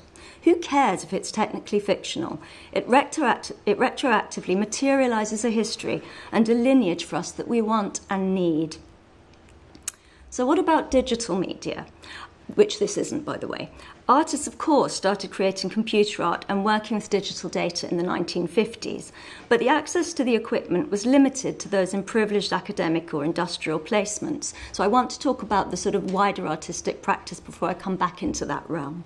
So in the 1960s, new commercially available video technologies became the first moving image cameras that artists could get their hands on outside of commercial TV production. Artists got really excited about video as having no established traditions and no art history canons framing or constraining it. And they flocked to it for many reasons, from material to philosophical, but also for practitioners from more socially and politically engaged groups like community arts groups or special interest groups like women's groups and documentary groups welcomed the chance to create their own narratives. They embraced the opportunity to move away from being passive recipients of the dominant one-to-many broadcast model and being able to use two-way moving broadcastable media to challenge the ideologies of the mainstream. So this included challenging the burgeoning field of advertising with its gamut of manipulative, reductive, sales-orientated images of conformity, commodified culture, and material aspiration. So coming to this image, on July the 4th, American Independence Day, in 1975, the American artists Ant Farm presented what they termed the ultimate media event by driving a convertible Cadillac through a wall of burning TV sets. Mocha Los Angeles writes that the spectacle became an emblem of an oppositional and irreverent stance against the political and cultural imperatives promoted by television and the passivity of TV viewing. So the underlying question driving much of this early video art, the media art and software art which would follow, is still very relevant to today's practice, where artists are directly addressing mis- and disinformation using data. What power do these media reflect and hold? In whose hands does it reside? And how does the perspective of the person in whose hands the power resides drive the agenda, the messages, and the outcome? Our last non-digital example is Handsworth's Songs, which is a moving image piece. You can see it online if you Google it. A 1986 film by Black Audio Film Collective. Created during civil disturbance in the Handsworth area of the British city of Birmingham and in London in 1985, it gives accounts of those involved or observing the riots and significantly offers their personal reflections. And this is a point where broadcast media was really holding the narrative.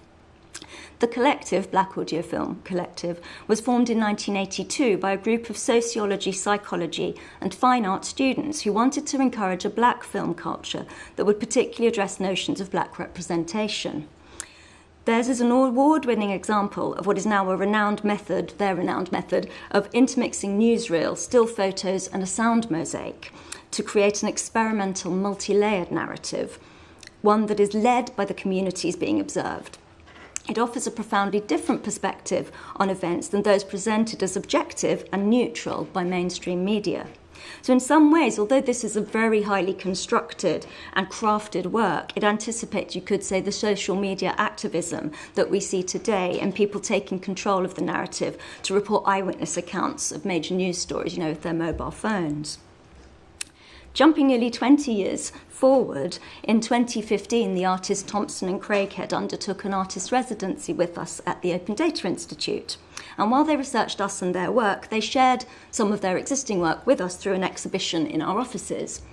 Now, in those days, we had the BBC News. This is an example of how the BBC News is constructed, but we had it on in our kitchen all the time.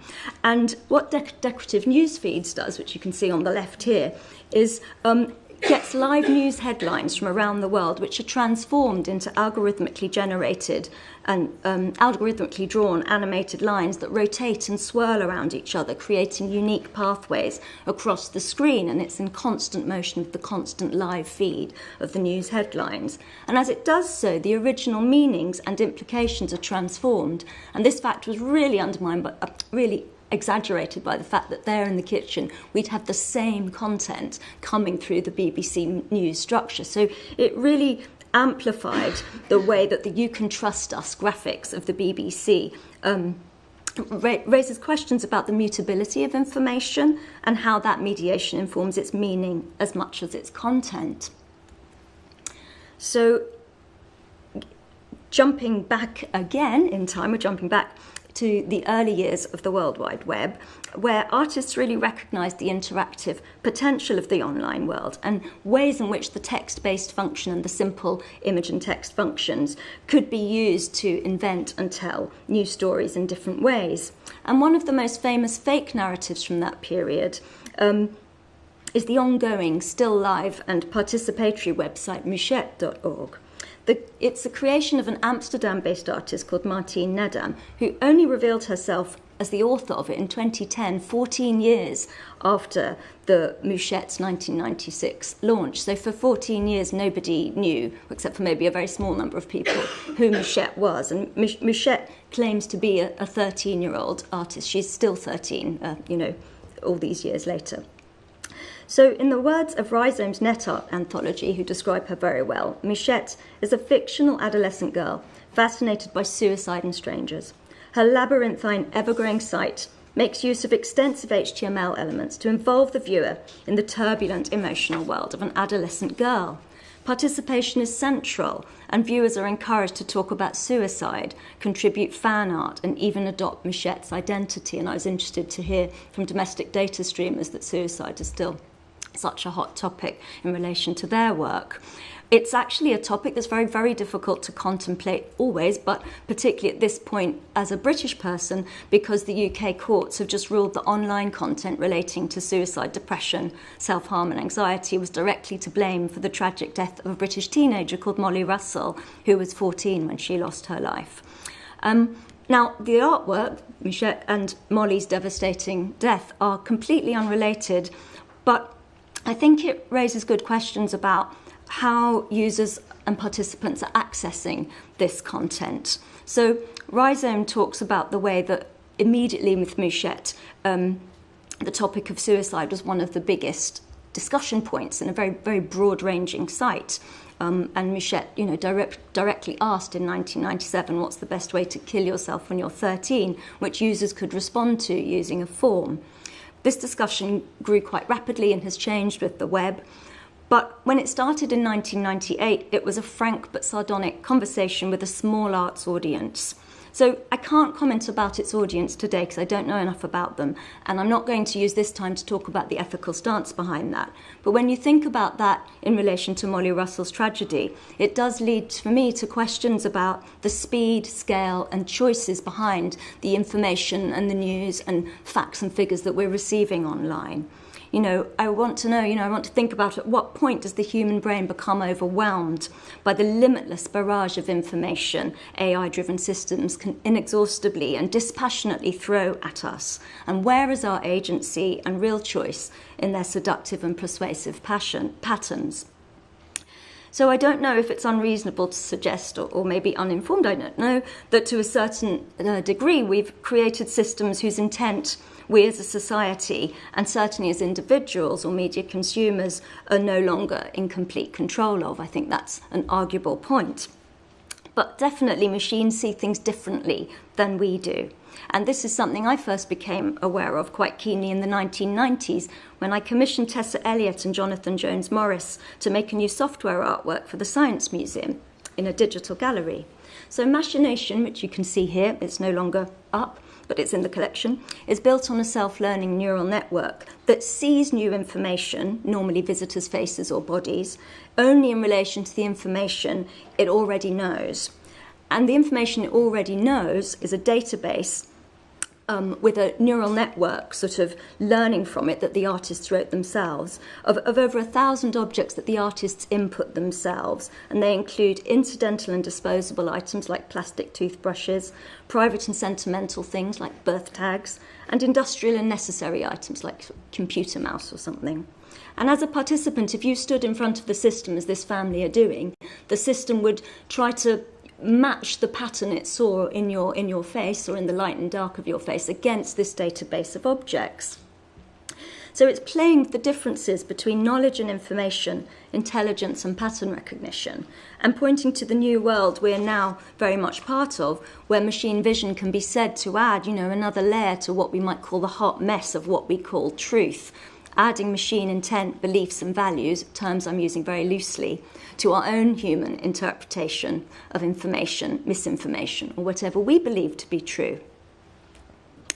David Ropeby's Watched and Measured was commissioned for the same project. In this piece, a live camera is focused on a scene and it projects the scene into the exhibition space, and different algorithms pick up different elements of the scene, and one of the algorithms only picks up moving objects or people, and one of them only picks up static objects. So although both scenes are true, they're completely different. At the same time, and this is again software that he wrote himself, a digital zoom zooms in on people's heads, and you can just about see on the bottom image there, it projects a value judgment on that says vulnerable.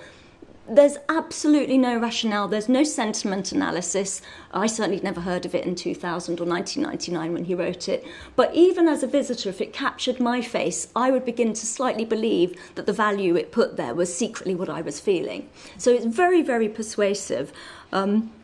And I think that what you can see with David Roteby and Elliot and Jones Morris, who are pioneering software artists, is how in the relatively short period since these works were made, many, many more questions have been asked by the very dizzying amount of ready-made tools and apps that exist now to muddy our truth waters, which are really quite dizzying.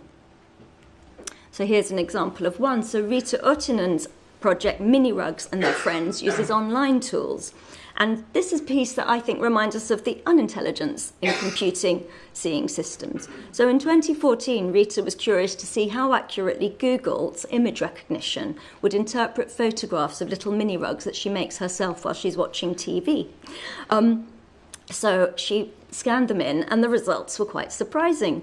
None of the image searches returned other textile imagery, but all of the searches revealed the system's bias towards humans and household objects, which you can kind of see on those screen printouts behind it. It was also highly gendered. Reds returned female forms and blues male. Yellow and peachy colours returned exposed female human flesh, predominantly white, yet browns and blacks did not. 3 years later, for an exhibition with us at the ODI, she ran the experiment to see whether Google's algorithms had improved. Most of the biases remained. So it remains intriguing that a simple rug appears to be a mystery to Google's machine learning software. Amidst concerns around surveillance and image recognition, it begs us to ask which other items, images, or individuals cannot be recognized by these systems. FairlyIntelligent.tech is another new commission from the ODI, in which the artist A.M. Dark created an interactive online artwork in which we as participants, it's online, you can go to FairlyIntelligent.tech and play it, where you get to play the role of an auditor tasked with addressing the biases in a speculative AI. It's like a job interview, but by the end you realise the system has been judging you. Furthermore, it has been designed from the perspective of a black feminist genderqueer scholar, and it makes no attempt to be neutral. If you think that's unfair, you haven't been paying attention. Its transparently subjective, witty and biting questions remind us that subjectivity and human frailty are baked into all the systems we use. Through the work, we're confronted with the reality that, despite its influence over our lives and its potential, our predominant experience of AI is broken at a fundamental level. So AM says, you have really straightforward questions that are yes or no. But then one of the things that I like about this project that was important to me, she says as an artist, was having questions where you don't get to choose the option that really aligns with maybe your value system or what your beliefs are. And the system actually forces you to choose a response you might not like. They add, with FairlyIntelligent.tech, I wanted to create a speculative algorithm that exaggerated our relationship to automated systems. Though the work is tongue-in-cheek, the fact it tells you how it works and who designed it means it's reaching a higher ethical standard than existing technologies. And really, why are we letting just anybody build tech that's supposed to work for anybody?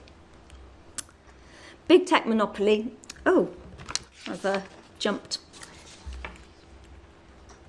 I'll go backwards and forwards, is a problem in this regard, and one that activist and artist Paolo Ciria has been taking to task for many years. In 2011, working with Alessandro Ludovico, he created Face to Facebook, which is described thus. This is what he writes about it himself. I'm not deeply familiar with it. This artwork appropriated 1 million Facebook profiles and posted 250,000 of them on a custom-made dating website with profiles sorted by social temperament, which was estimated through trained artificial intelligence analysing facial expressions.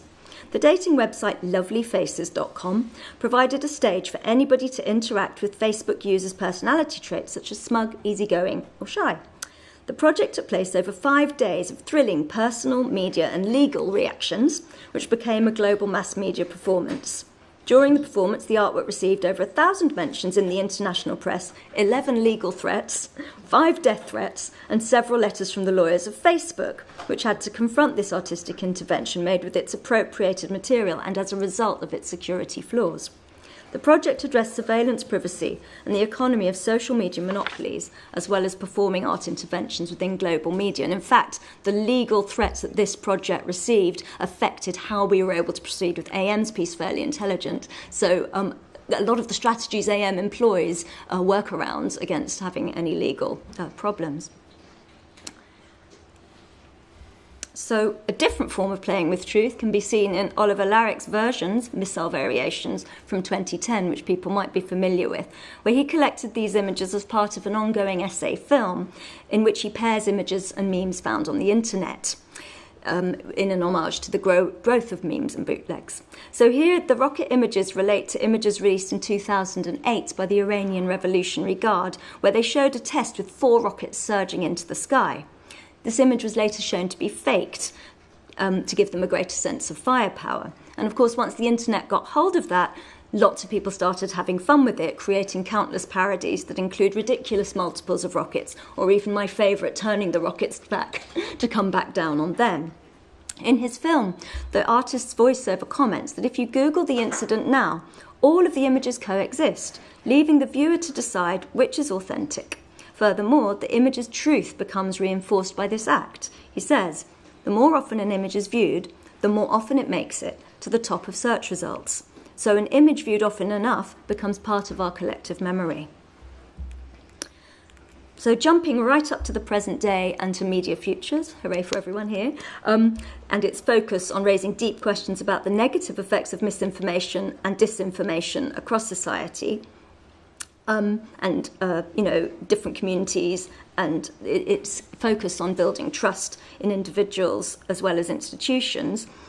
We've seen some really breathtaking responses from artists. We're seeing breathtaking responses from artists in all of the cohorts now.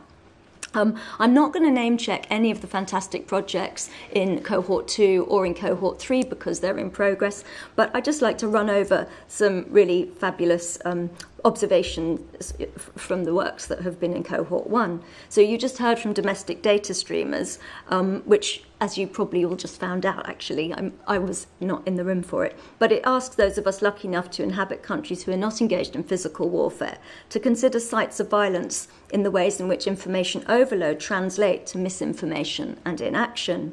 Gaëtan Robillard's AR installation, which is downstairs, seeks to disentangle scientific truths from sceptical arguments through a physically tangible encounter with misinformation, trained on contrarian blogs and conservative think tanks about climate data.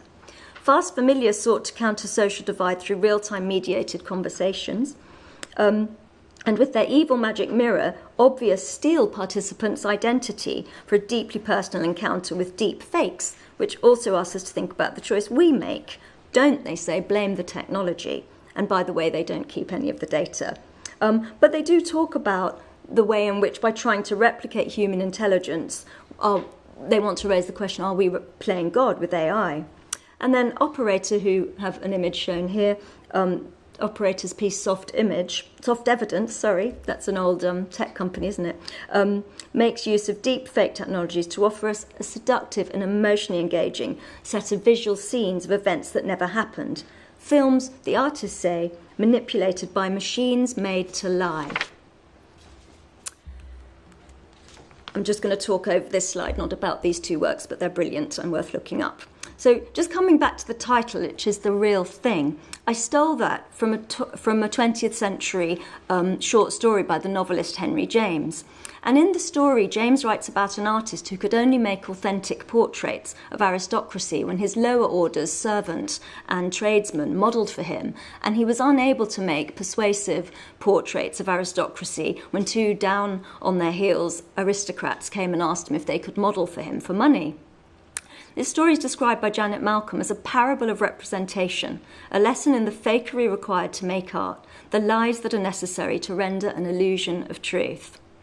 So I think, going back to Anya and Digitai, their work pulls out a central point I want to sort of finish on, which is that throughout this history, even up to the point of the early media artworks that I discussed, we do have a chance of spotting the difference. We're kind of in on the game. But now it feels that we're fast moving to an era where the deliberate lies are almost impossible to distinguish as a human. So in this network world of deep fakes, imprecise and manipulated data, GAN-generated worldviews, Hannah Redler's piece is a GAN-generated piece, text to image, text to video, it can feel like living in a sandbox where actors with more power, more money and more technology have assumed the right to colonize our consensual reality and, dare I say it, our minds. I know I'm not alone in being an early adopter of the belief that the move from the one to many broadcasting would bring about greater opportunities for democracy and a space for plurality of voices. And I also know I'm not alone in having celebrated the network as what in my 20s I imagined it could be, maybe not entirely uncritically, as a third space where new freedoms and hierarchies could be imagined.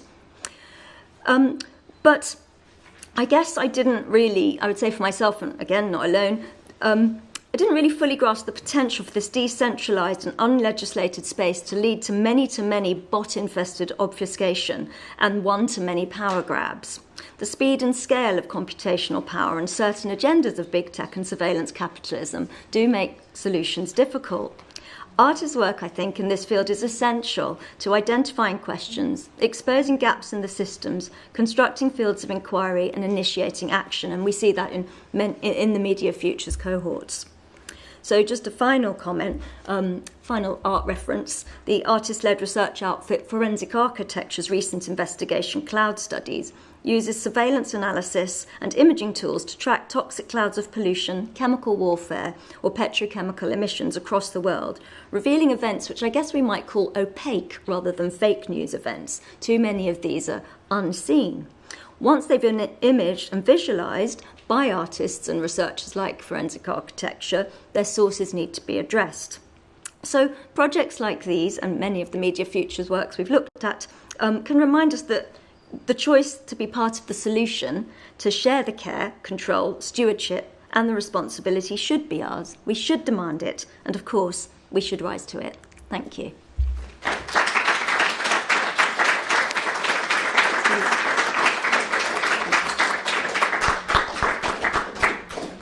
Thank you very much, Hannah, for this journey through artworks. Do we have questions? We might want to take them out for a drink. Yeah, that's people are tired now. No, nothing. No, maybe one, just small one from me. Do you think artists have somehow like a role to play in questioning the truth, or how can we say, like, yeah, what do you think the artist can help in this? I think that artists create the stories that lead us to certain truths, but also create different scenarios where we can explore what we mean by truth. And of course, truth's a moving feast. So it's being able to interrogate, where the truth lies, where it's important, where fakery is important, and also where there's potential harm that needs managing. I think artists are essential for that. Yeah. So. All right. Nothing more? Okay. So thank you very much. Thank you, Hannah. Thank you, everyone, for the presentations. We'll be back tomorrow. We will start again the public presentation at 2 p.m. Until 7. So you will see a bit more business-oriented presentations with startups and also collaborations between artists and startups. So we'll be back at 2 p.m. on Tuesday. And you will also have some keynotes, inspirational talks about innovation, art, and business. See you tomorrow.